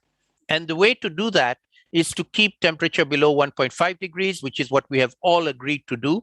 Every single country United States under Mr. Trump left for a few years, but the United States under Mr. Biden is back in. So we are all together. Every country has agreed to do it. And we have a vehicle for doing it called the nationally determined contributions that many countries initially presented in COP21, the initial ones, and now are presenting their updated ones. Many countries have done it within the limit of the time that was given to them. Other countries have taken a bit more time, but hopefully they'll all deliver before COP26 in November this year. And what we need them all to do is to be far more ambitious than they have been. Unfortunately, what countries have presented as their nationally determined contributions are simply not good enough. And I refer to the slides that were just shown by the previous speaker. There's good progress, but good is not good enough. And please don't make good enough something that we can congratulate ourselves on. We cannot congratulate ourselves on not being good enough. We have to be better. And that is what I think we need to do. So my advice for us, and I speak now as part of this community of people working on climate change, whether in the policy domain or in the scientific domain or in the advocacy domain. I straddle the scientific and advocacy domain. I also advise governments, whether they take my advice or not, occasionally, particularly the least developed countries in the negotiations. But essentially, what we have to do is to get out of this bubble that we all belong to. You know, we use terms like COP, we use terms like NDCs. These terms are unintelligible to the wider public. They're even unintelligible to our own leaders. The presidents, prime ministers, finance ministers don't get it. Maybe the environment minister does, but he or she does not count anymore. Okay, I'm afraid, and my apologies for being so blunt. Who counts are presidents, prime ministers, finance ministers, and planning ministers. They are the ones with the big bucks. They're the ones who are investing. They're the ones right now coping with the COVID-19 crisis because they had to, they couldn't avoid it. They need to understand they cannot also avoid climate change. They're going to have to take climate change into account. And every single dollar that they, or euro or pound or rupee or whatever currency they're allocating, has to take into account a climate change dimension, both on reducing emissions wherever they can do that, and at the same time at making themselves more resilient to the impacts of climate change wherever they can do that. And just to cite a few countries from our region in the Asia Pacific, we have two of the biggest, most populous countries in the world, China and India, who are also big emitters of greenhouse gases. Now, as it happens, both these countries are highly vulnerable to the adverse impacts of climate change. So going above 1.5 degrees is going to cause them a lot of damage. We just saw a number of people die in the floods in China just a few days ago. That's going to get worse with time. So they don't want the temperature to go above just to protect their own citizens. At the same time, a number of the more developed countries in our region, like Japan and Australia, is the same. They are both highly vulnerable to the impacts of climate change. They may be rich, but they are not going to escape. So they are going to have to cope with the impacts of climate change and deal with it whether they like it or not. And going above 1.5 degrees is bad for them as much as it's bad for countries like mine in Bangladesh, which is one of the most vulnerable. So every leader, every dollar that is spent or invested needs to take climate change into account. And all of them need to understand that, and not just political leaders.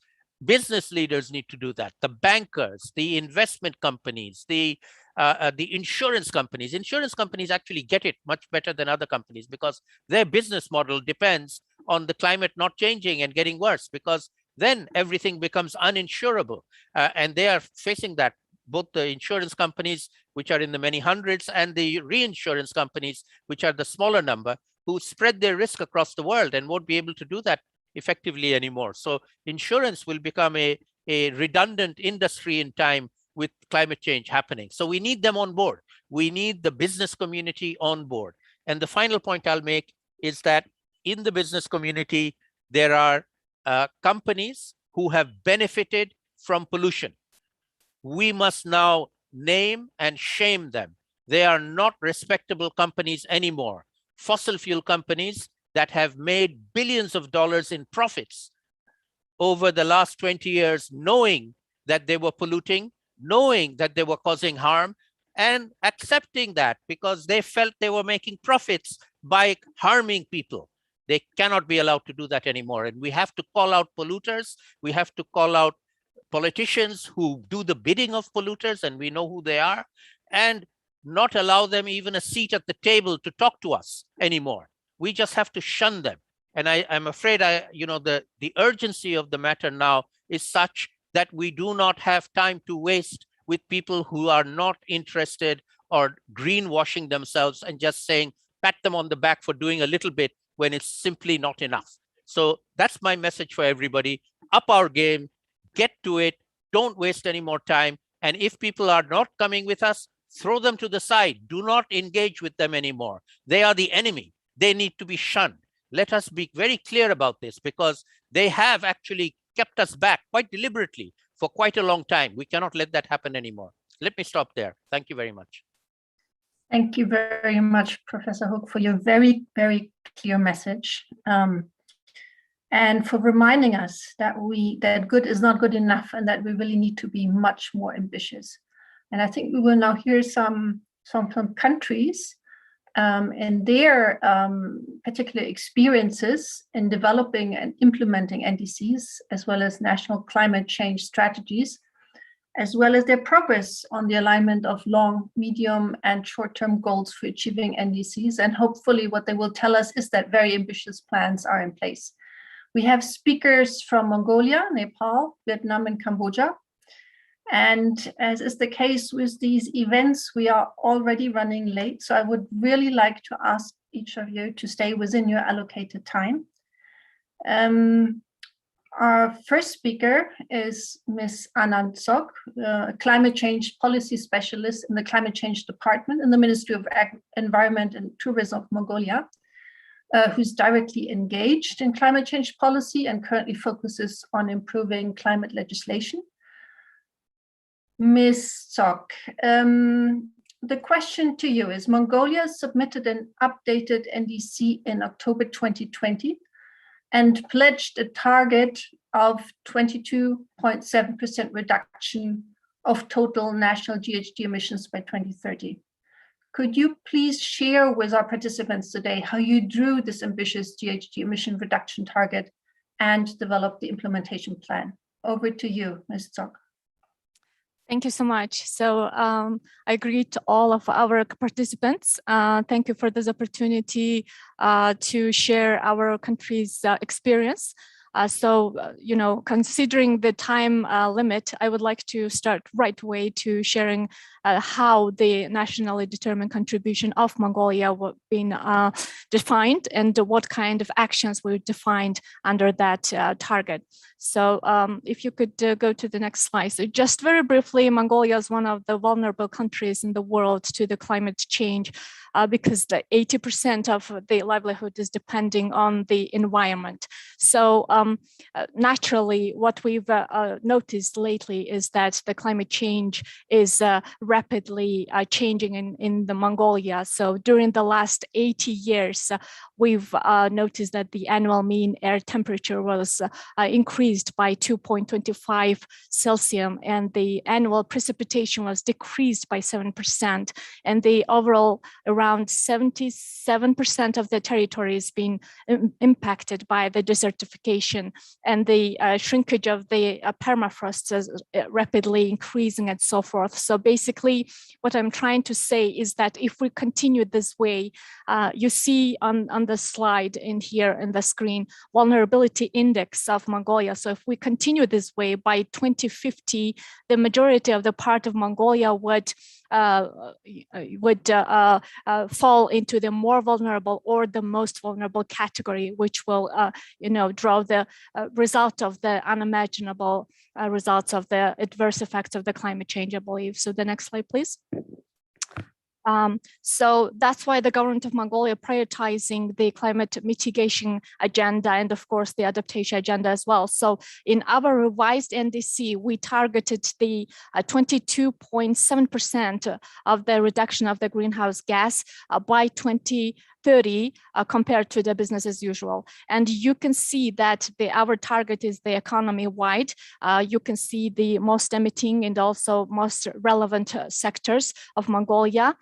We see the energy sector, which emits a majority of the 50% of the Mongolian GHG. And also we see the agriculture sector, especially from the livestock sector. And of course, in relevance to the energy sector, we see the construction and the transportation sector as a part of it. The industry, IPPU sector and the waste sector are not the biggest emitters for now, but it will increase rapidly by the 2030 and beyond. So that's why we also included this. And then you see the contributions of these sectors to the 22.7% of the target. So the next slide will show the NDC action plan, which was approved this July by the National Climate Committee, which has 24 objectives and 72 activities throughout the identified sectors of the mitigation and adaptation. You see the NDC action plan has the components, three main components. The first is designated or focused on the legislative and policy environment improvement. The second is the second component is focused on the actual mitigation agendas, and the third component is dedicated or focused on the adaptation part. So this midterm NDC action plan will be implemented from 2021 to 2025. So this is a midterm strategy that will bring us toward the NDC target, and this would be the first phase of the actual NDC target. The next slide. The next several slides would a little bit in detail will show you what kind of objectives are identified under the NDC action plan in midterm until 2025. So if we see that under the energy sector, we have two main objectives. The first would be to increasing or supporting the renewable energy production further. The second would be focusing on the improving or focusing on improving the energy efficiency of overall national energy related systems currently existing. And the second important sector would be agriculture. Within that, the livestock, as I mentioned. So the limiting the number of the livestock at the sustainable level and improving the productivity of each livestock would be the main target. Of course, under that we identify to improve in the management of the livestock, the pasture land and manure and so forth. The next slide would show the other mitigating sectors like IPPU, the industry. In here, I would like to emphasize the underground mine methane gas utilization for the power generation and so forth would be the important. Of course, this will request much of a willpower from the policy and politics. And of course, the actual implementation is a very costly activity. But at the same time, we believe that that could be one of the opportunities for us. Under the transportation, one of the important activities that we identified is a Euro 5 fuel consumption increase is one of the important activities we identified. But this is also one of the very costly measures that we're trying to achieve within this 5 year and so forth, or at least to put the infrastructure, so to speak, for the implementation of that measure activity. Under the construction, we mainly targeted to increase the efficiency of the energy consumption, energy utilization by retrofitting old building blocks. And under the waste sector, we are also targeting to the recycling and also of the power generation under using the recycling, the waste and so forth. So this would be the key sectors of the mitigation, and of course we can add on the forest sector as identify as a key sequestration sector as well. The next two slides would show the actual important adaptation sectors. Under the agriculture, we are focusing in here more the farming, and under the farming, of course, since with this the water scarcity is the key issue, and also the water consumption saving type of farming would be the prioritized under this objective. Under the water sector, we first of all, we prioritize the protection of the water sources and the wetlands, so to speak. And of course, the nature-based water collecting basins are also prioritized under that sector. In the forest sector, we do have as adaptive sector in here, which will also focus on the afforestation and reforestation, and of course, building the actual environment, the incentives, and then so forth, environment for implementation of or supporting that afforestation and reforestation type of activities. The next slide would have 4 different areas that we also identified under the adaptation: the disaster risk reduction, protection of biodiversity, public health is also one of the important one, which is also affected by the climate change, and of course the improvement livelihood. Meanwhile, we're trying to adapt to the climate change. This would be the adaptation related sectors that we identified as a priority. And under this all process to approving, identifying, and implementing the NDC action plan, I would like to emphasize that here we prioritize the activities that would have more of a feasibility for the implementation in the midterm. And of course, we've had much more activities identified under each sector. And some of the sectors, for instance, disaster risk reduction, would have more comprehensive national programs already ready for instance, under the within the scope of the Sendai framework and so forth. So basically what I'm trying to say is these are not all activities under these sectors, but at the same time, what are the priorities are reflected under this NDC action plan. And then we're, of course, considered many aspects of how we prioritize, because the feasibility of the financing, whether it's already included in the sector or the national level policy and so forth, are important. So that's how it's been identified. And then, of course, within the frame of the NDC target, the previous process that we've done. And of course, during this time when we've developed all this NDC target and of course the NDC action plan, we've engaged all the sectoral representatives. We had many the sector specific groups engaging all the sector stakeholders as well, non-governmental and governmental and so forth. And of course, we engaged the international organizations who are also supported us with the consultants and so forth. So it was a huge work that's been implemented under 2 years, so to speak. So finally, we've got the NDC target and also the NDC action plan at hand.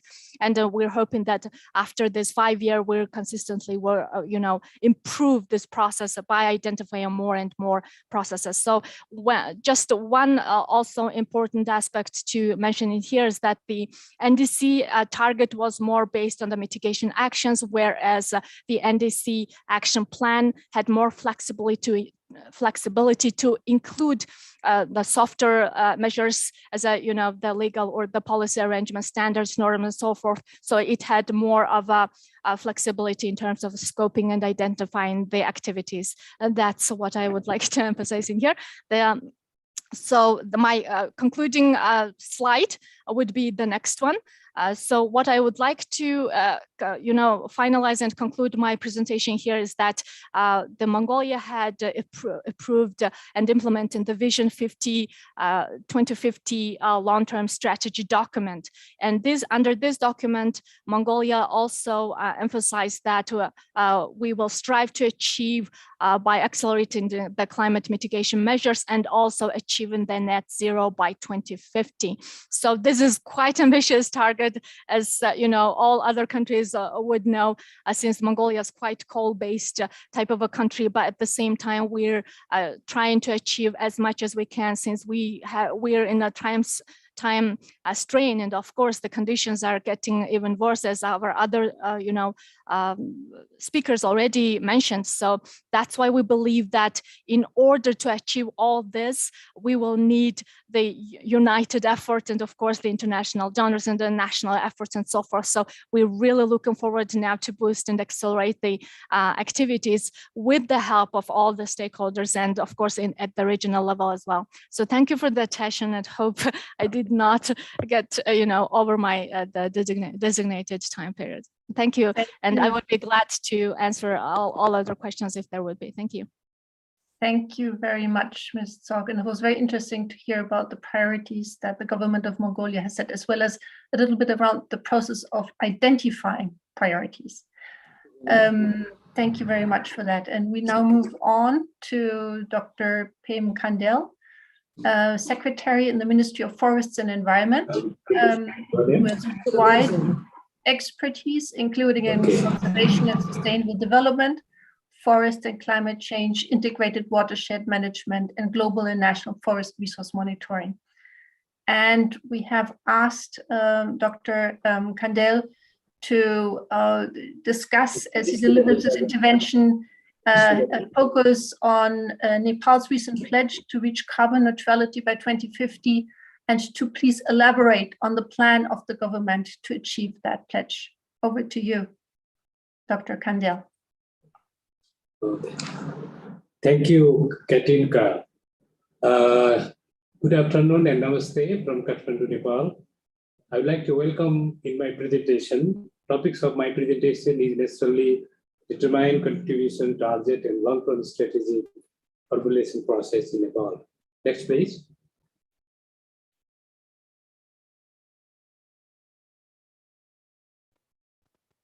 Next, please. Is it working? Okay, thank you very much. So outline of my presentations are as follows, and I'll be very brief on climate change context but would like to focus on the second NDC target, long-term strategy formulation process. Next, please. Next, please. So, as you know that Nepal is a mountainous country and most vulnerable to climate change due to the fragile topography, the climate livelihood of the people and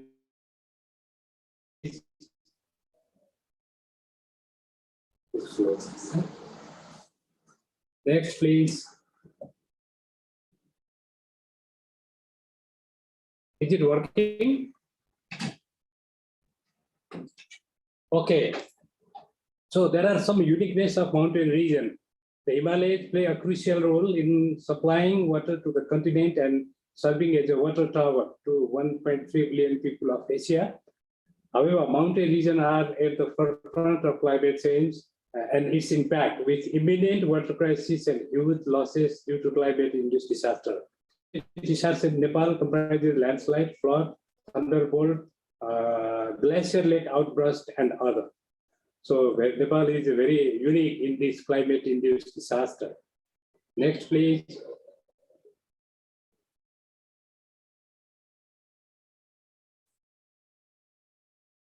Can you help me for next slide? Okay, thank you. So this is the scenario of climate-induced loss and damage in Nepal. The study revealed that average 647 people died per year between 1971 and 2019 from climate-induced disaster in Nepal. The average economic loss per year was about 28 million USD in the same period. Even the loss was double in 2017 due to intensive rainfall and flood. So non-economic loss and damage per year is even huge.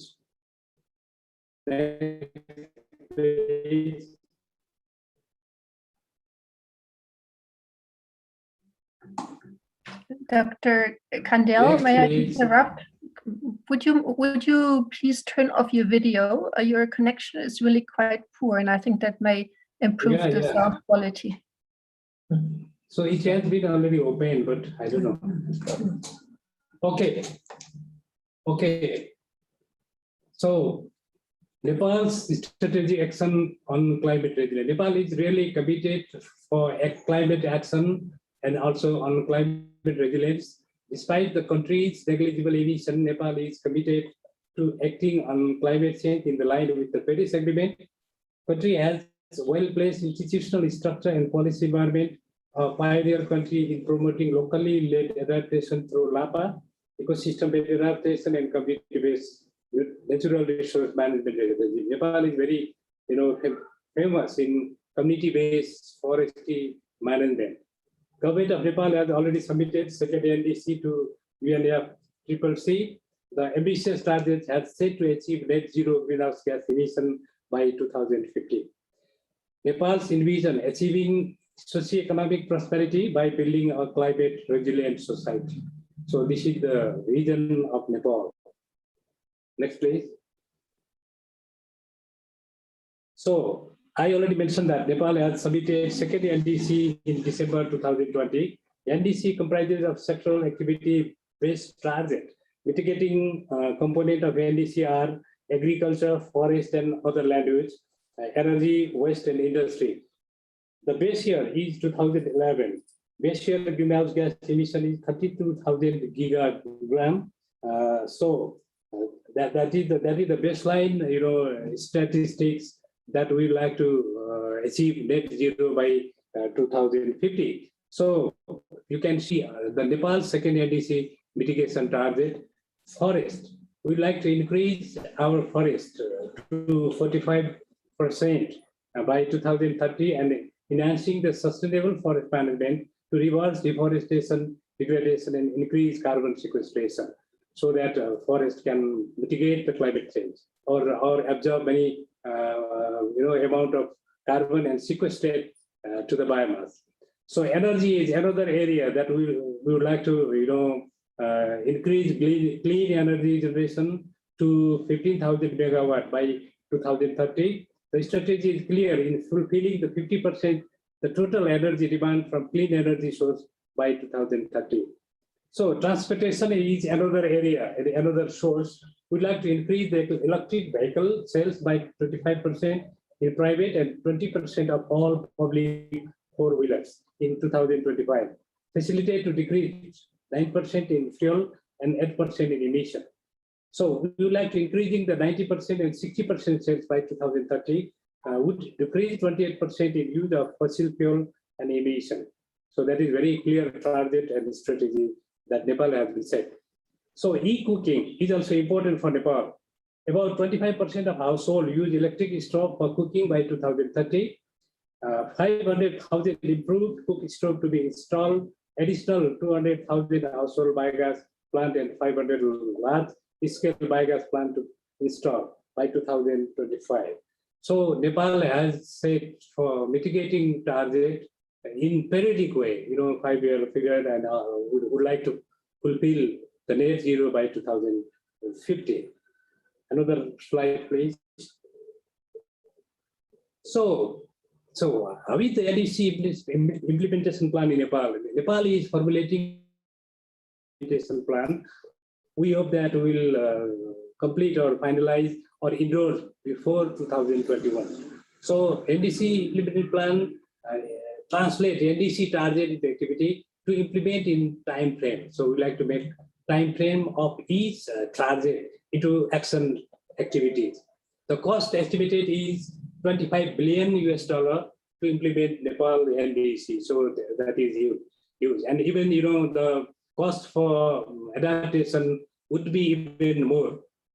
So that is also under formulation. We are also formulating the National Adaptation Plan quite soon.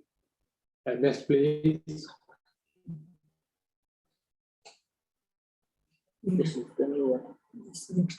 Next, please. Okay, long-term low greenhouse gas emission development strategy. So that is also important. Sorry. Aligning with the Article 4 of Paris Agreement, Nepal is formulating long-term strategy. The plan provides realistic time frame and measures to be considered for reaching net zero emission. even ambition is even to reach net zero ahead of 2050 with the evidence. So we'd like to even achieve our target before 2050. Next, please.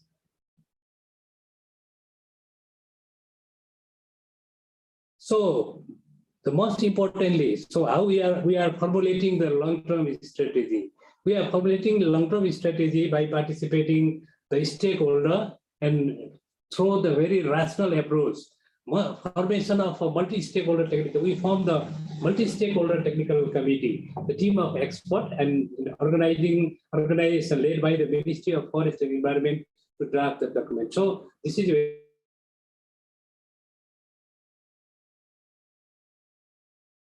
strategy in the board.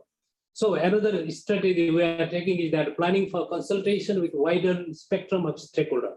You know that the climate change and environment is very cross-cutting issue. Therefore, there are wider stakeholders. We have to involve them and we have to listen their voice. Therefore, extensive level stakeholder consultation will be carried out by involving private sector, civil society, academia, representative communities, and experts.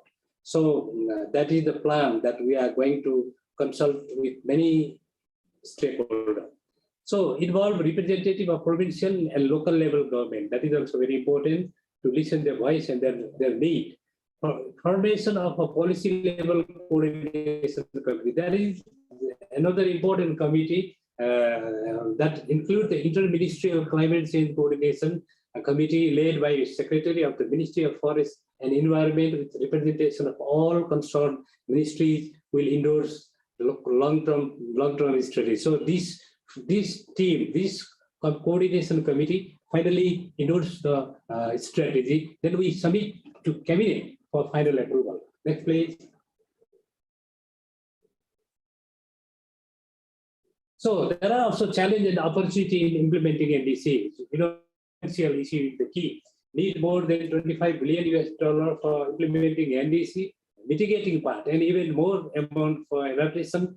Accessibility to global multilateral fund need to be increased. You know, that is very important for us to increase the accessibility.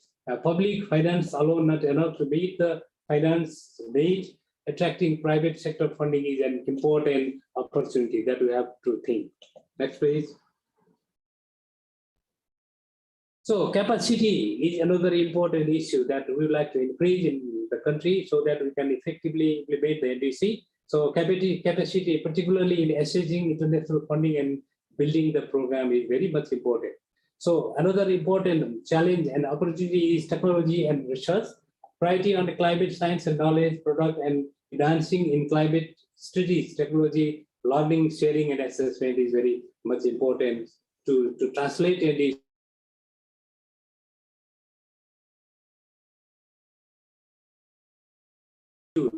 So cross-cutting issue, who does what is very important because this is very cross-cutting. No single ministry can handle all the issue. So defining the role of actors and stakeholder is very much important to translate the NDC into ground. Thank you. And maybe another slides. The last slide.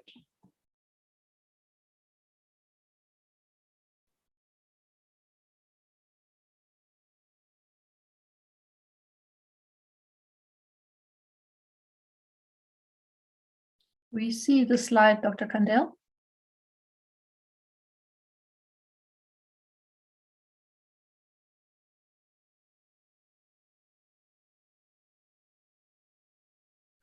Dr. Kandel, can you hear us?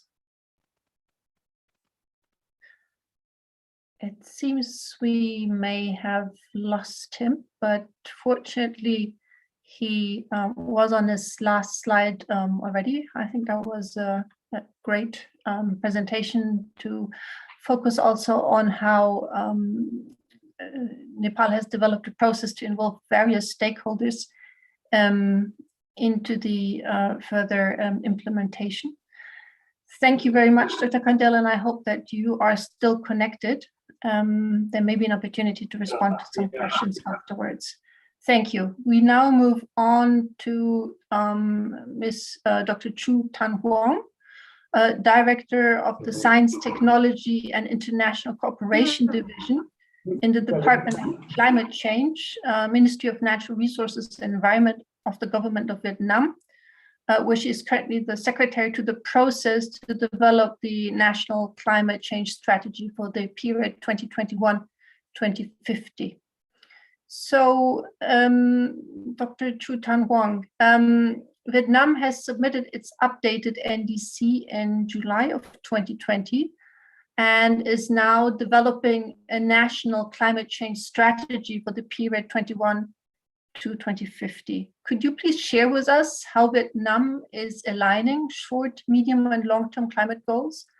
And how does the current NDC reflect long-term climate goals? Please, over to you.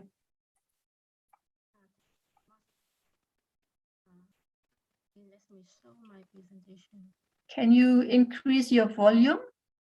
Yes, can you hear me? Yes. Okay, thank you. Okay, thank you much for inviting me here to show you the progress of NDC implementation in Vietnam. And during the past year, so Vietnam has done a lot of things to respond to climate change. In 2015, we submit the first NDC, and together with other countries, we adopt the Paris Agreement and signed the Paris Agreement after 1 year, and also ratified the Paris Agreement in 2016. And we have updated our NDC in 2020, and Vietnam has become one of 20 countries in the world submitting the updated NDC. We try to mainstream the NDC commitment in the national, local, and sectoral plans and activity, including social and economic development plans. And to adapt to the climate change, the government issued the resolution on the Mekong Delta region as well.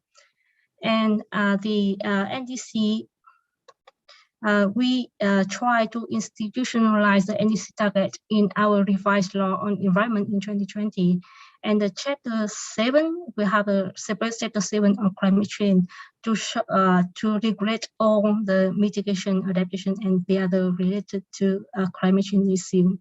And besides that, in 2020, we also developed the National Adaptation Plan, and that is the try to concrete the adaptation target in our updated NDC in the NAP. And at the moment, we are developing the government decree on greenhouse gas mitigation and ozone layer protection. And we need to finalize it in 2021 and submit to the government for approval. And to support for the implementation of the NDC, we also developing the so-called NDC ISP, the NDC's support for implementation program. And this one try to attack on the DP and the development partners and line ministry and provinces and private sector as well, and to come together with the government side to implement what we have already committed in the updated NDC. And as you may see, we in the short-term period, from now on up to 2025, we will have to reduce the total GHG emission by about 7.3% coming to the BAU. And with the international support to the bilateral and multilateral cooperation, this might increase to 9% in 2030. And so the target of the NDC is institutionalized into the domestic legal system to the law of the environment in 2020. And the degree on mitigation, GHG mitigation and ozone layer protection. In 2020, our law has been adopted that including 16 chapters, and it will enter into force from 1st January 2022. And there are the separate Chapter 7 on climate change law, and there's several articles on climate change adaptation, mitigation, ozone layer protection, integration of climate change into natural strategies and plans, and national database on climate change, national report on climate change response, and how to develop the carbon market. And maybe the most one of the most important article is the GHG emission mitigation. So under this article, we are developing that includes some several issues: the content of GHG emission, the responsibility of our Ministry of Natural Resources and Environment, and other Ministry of sector that are involved in the NEC target, such as energy, agriculture, and LULUCF, waste, and IP process. And also we identify the responsibility of the provinces and districts as well, and which facility considered as a major emitter. They are the one who actually emit the greenhouse gases, and how they make the plan to reduce the greenhouse gas emission, and they need to report every year as well. And responsibility of the other entity to be involved in process. So we are in the final step for submission of the degree for approval in order to have the degree enter into force from 1st January 2022. And we try to set up a system from national sectoral facility levels for GHG reduction and ozone layer protection to identify who do what, when they have to do that, and how they can do that, and how to set up a system for compliance. We also provide the criteria to identify who was a major emitter. At the moment, we're still discussing and developing the kind of list of the major emitter who in the list need to be identified, and then later on will be approved by the Prime Minister in 2021 and will be approved and implemented in 2022. So we propose some draft criteria to identify the facility that have the annual GHG emission more than 3,000 tons of CO2 equivalent, or in foreign cases, they have to conduct the GHG inventory as facility level from 2023. First, the thermal power plants, industrial and production facility with the total annual energy consumption that more than 1,000 tons of oil equivalent. Second, the road freight transport company, which they have a total annual fuel consumption more than 1,000 TOE. And third, the commercial building with a total annual energy consumption more than 1,000 TOE.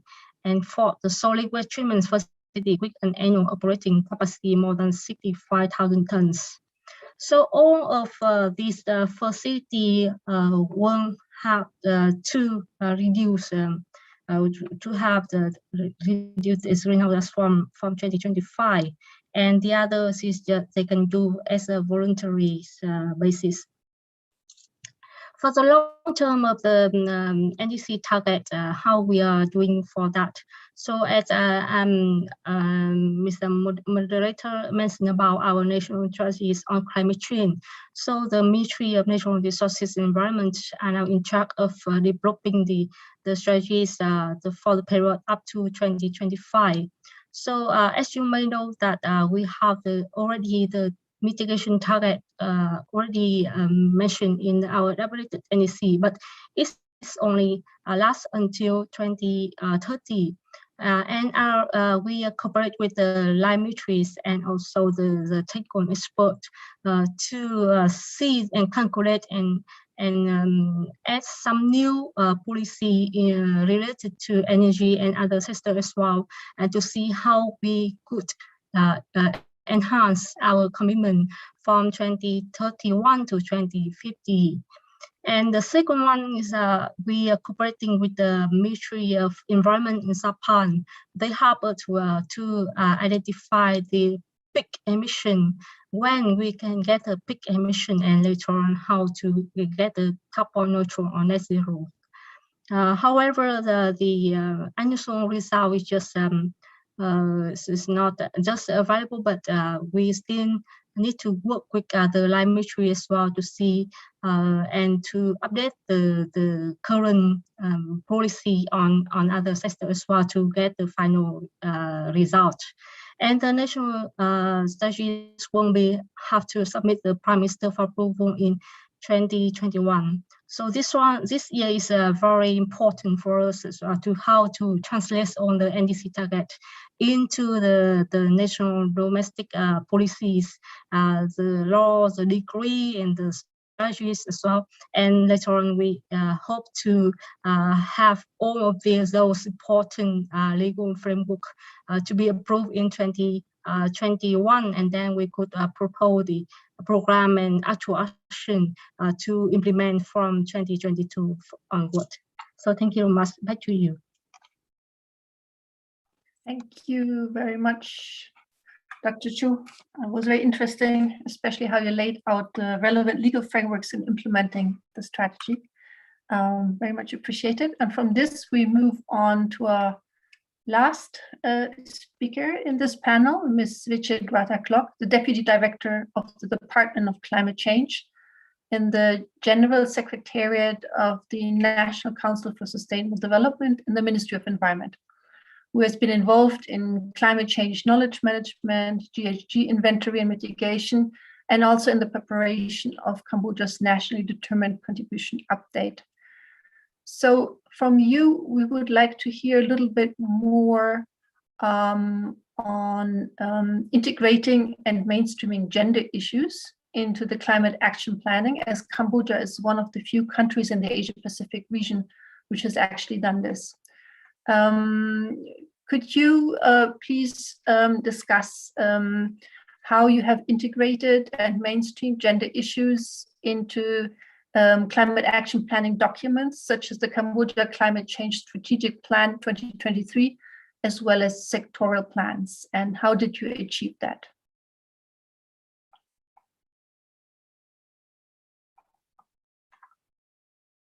Ms. Chaturvedula? Can you hear me now? Yes, I can hear you now. Yes. So thank you very much for this opportunity to share Cambodian experience on how mainstreaming gender consideration in our climate change planning and action plan. Just could you please move? Next, so as you may know, that Cambodia as a least developed agrarian economy, Cambodia is one of the most vulnerable countries to impact the climate change. Can you move the next slide, please? So I can continue. Yes. And so according to the Global Climate Risk Index, Cambodia placed 12 among the vulnerable countries in the world. And our vulnerability is mainly due to the geography, high reliance on agriculture sector and low capacity, adaptive capacity. And we have done the vulnerability assessment, and we have 7.5% of the Cambodian commune were highly vulnerable, and 27.28% quite vulnerable to the multiple climate change hazard. And also climate change reduced our GDP growth to 6.6 and absolute GDP by 0.4 in 2020, 2.5% in 2030, and 9.8 in the 2050. Next, please. And as a vulnerable country, so we can characterize because of frequent flood, irregular rainfall, and agrarian-based economy, limited human resource, financial resource, as well as the influence of physical infrastructure and the limit of access to the technology. And according to our national communication, 4 sectors has been identified as the vulnerable sectors: agriculture, forestry, coastal zone, and human health, and which consider also women and children are the most highly impacted. And next, please. And the regional government of Cambodia has recognized the importance of climate change as a major challenge to our national sustainable development. So the Cambodian climate change strategic plan was adopted in 2013 for the 2040 to 2023. And this is one of the first most comprehensive national policy document which focus on the climate change response. And this also reflects our political will, firm commitment and ready to reduce climate change impacts and to contribute to the global effort for mitigating greenhouse gas emission under the UN policy. Next, please. So our strategic plan, the vision is Cambodia to develop towards green, low-carbon, climate resilient, equitable, sustainable, and knowledge-based society. This implement with the three goals: reducing vulnerability to climate change impact, shifting toward a green development path, and promoting public awareness and participation. So in order to develop, next please, in order to develop this, for this implementing this goal, we have developed 8 strategic objectives. Within this strategic objective, gender concern has been seen in our 3 strategic objectives, mean strategic objective number 2, number 5, and number 6. Cambodia developed our strategic. Next, please. We develop our strategic plan with the involvement of 15 line ministry, and this 15 line ministry also have developed their sectoral strategic plan and sectoral action plan based on the Cambodian strategic plan, and some ministry has also concern about gender mainstreaming into its objective and strategy. However, implement of this gender and climate change in their strategic and plan are mainly based on the external support. Next, please. And also we have concern gender in our NDC update. For the first NDC update, we did not mention about the gender analysis, but for this NDC update, gender has been considered as important in the 3 sector: mitigation, adaptation, and enabling action.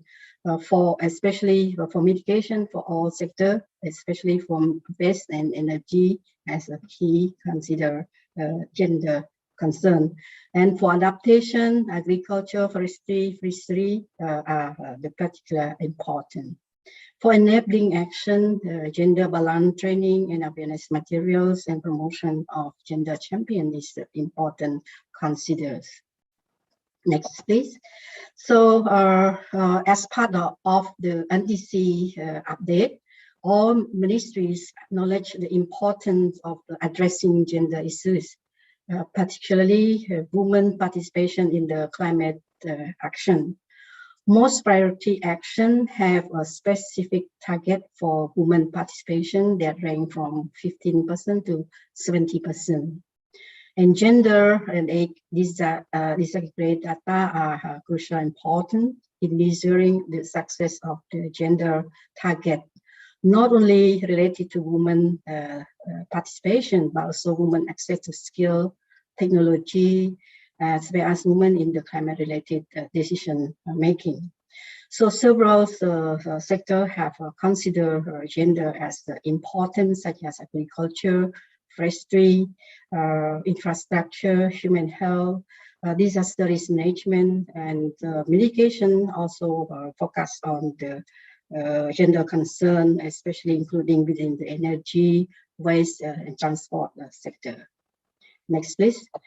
So we have successful in integrate gender into climate change policy because of some policies, so such as the government recognized the important impacts of the climate change with a strong political will, the government emphasized gender concern by integrating gender in our policy so far, such as in our rectangular strategy, in our national strategic development plan, our sustainable development plan, our climate change strategic plan, and our NDC as well as the sectoral climate change strategic plan and action plan.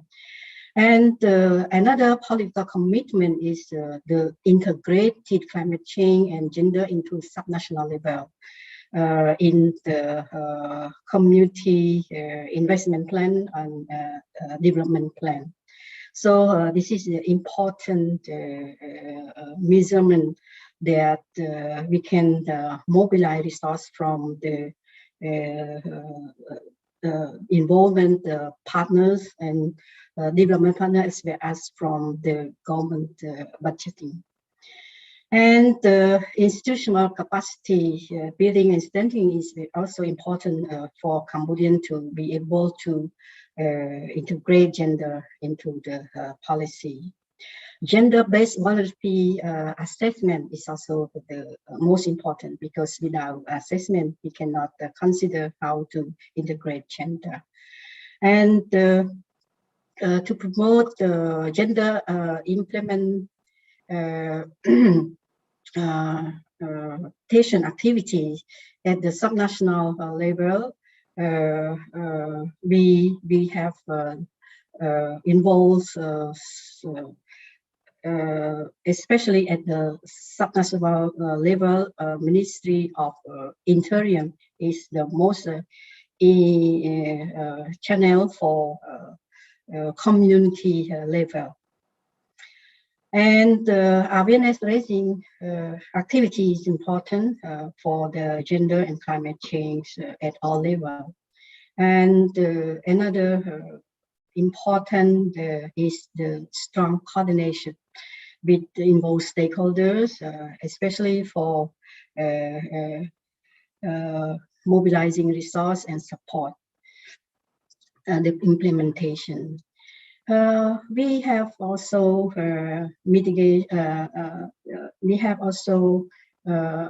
monitoring and evaluation, and with identify the specific indicator.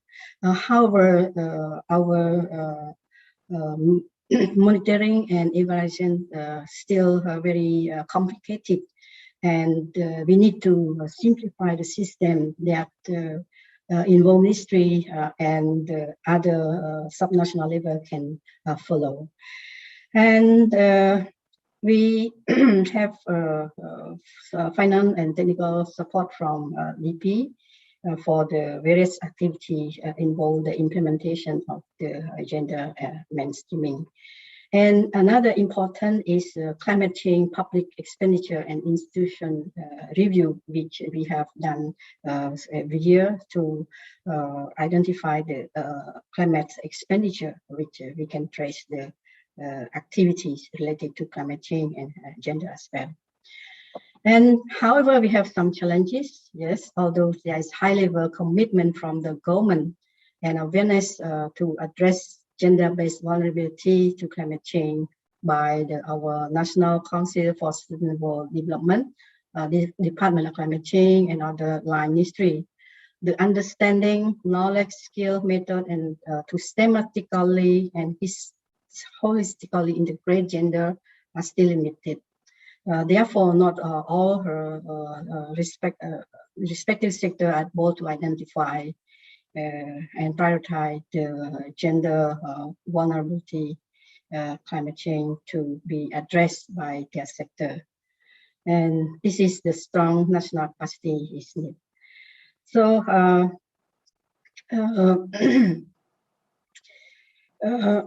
we have concern with the sector which have activity that direct climate change induce vulnerable and therefore may benefit vulnerable men and women. Also, limit of research and study for gender impact assessment is also concerned. Lack of gender data statistic and MMOV. Also, participation of women both at community and formal institution level, particularly in the decision-making process, is also a concern for gender integrating into climate change action and policy. So thank you very much for your kind attention. Thank you very much, Ms. Uriarte, for sharing with us this very interesting approach that Cambodia has taken to ensure that gender considerations are mainstreamed throughout different climate plans. Really very interesting presentation, as well as all of our panelists this afternoon. So a big round of virtual applause for everybody who has spoken. And at this point, I do need to apologize. Unfortunately, we're running late in time, and there have been so many interesting questions that were posed in the chat box. I have been advised by the organizers that an email will be sent after the meeting addressing these questions. So please look out for that email message. And with this, it is my very great pleasure again, thanking all speakers, thanking our keynote speaker also and our opening speaker for their excellent presentations and interventions. And I now would like to hand back to Mr. Emani Kumar. Thank you very much. Thank you, Dr. Katinka, for moderating this session. Again, on the organizers' part, we are very sorry that we could not take up the question answers. I was also going through a lot of questions, very good, important questions. I will say that is for the time being, which we need to discuss. We hope we will get, this event is for 3 weeks, spread over 3 weeks. So we will take up all the questions. We will also get back to the speakers, ask them to give us answers for those questions, and maybe we will get back to you through email on that. So I just want to thank all our panelists, Dr. Salimul Haq, Ms. Anita, and Dr. Katinka, and also all our panelists from the national governments, all 4 of them. Thank you again for sharing your challenges and ambitious plans, what you have on that.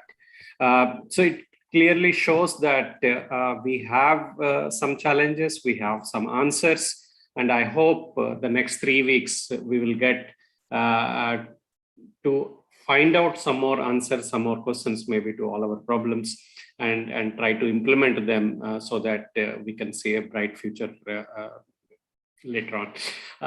Thanks again for all your inputs, and now I will request Mr. Felipe Gomez, Technical Coordinator, LED's GP Global Secretariat from GIZ, to give his closing remarks. But at the same time, I also request all of you that there is a link in the chat where we need to get your feedback. We want to get your feedback on all these sessions. And if you have anything else you want to add it, so that we can consider it in the next 3 weeks.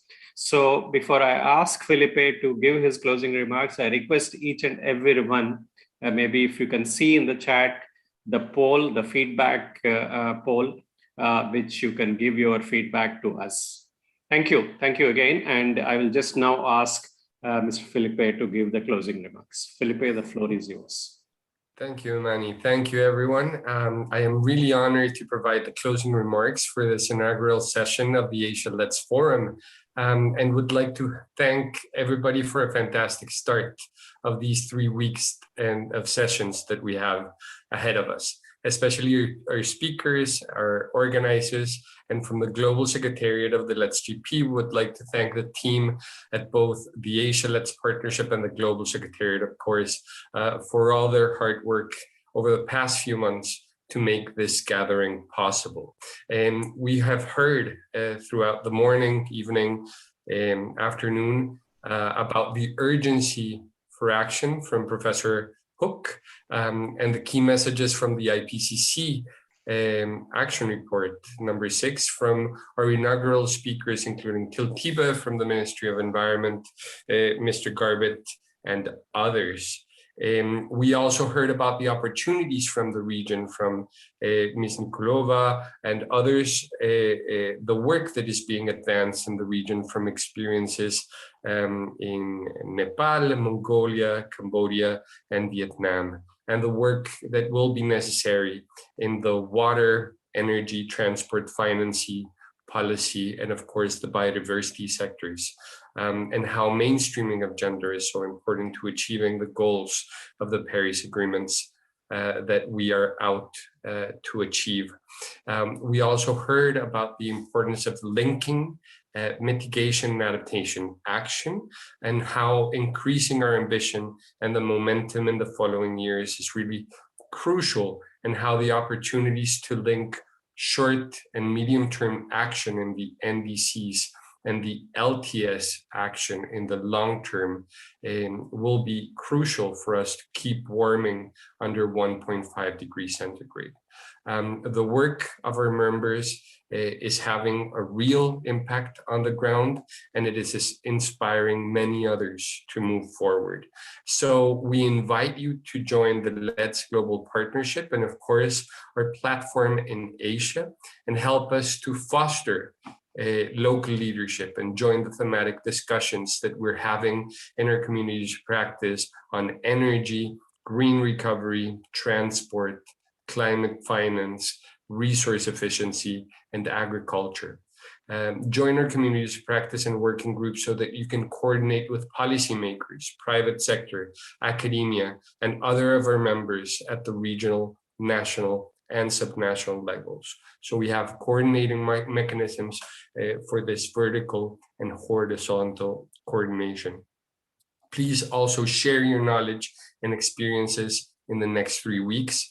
The tools that you have developed, the information that you have on what has worked and what has not worked, so that we can stand on the shoulder of, on your shoulders, the shoulder of the giants, so that we can replicate and scale actions that are being developed on the ground.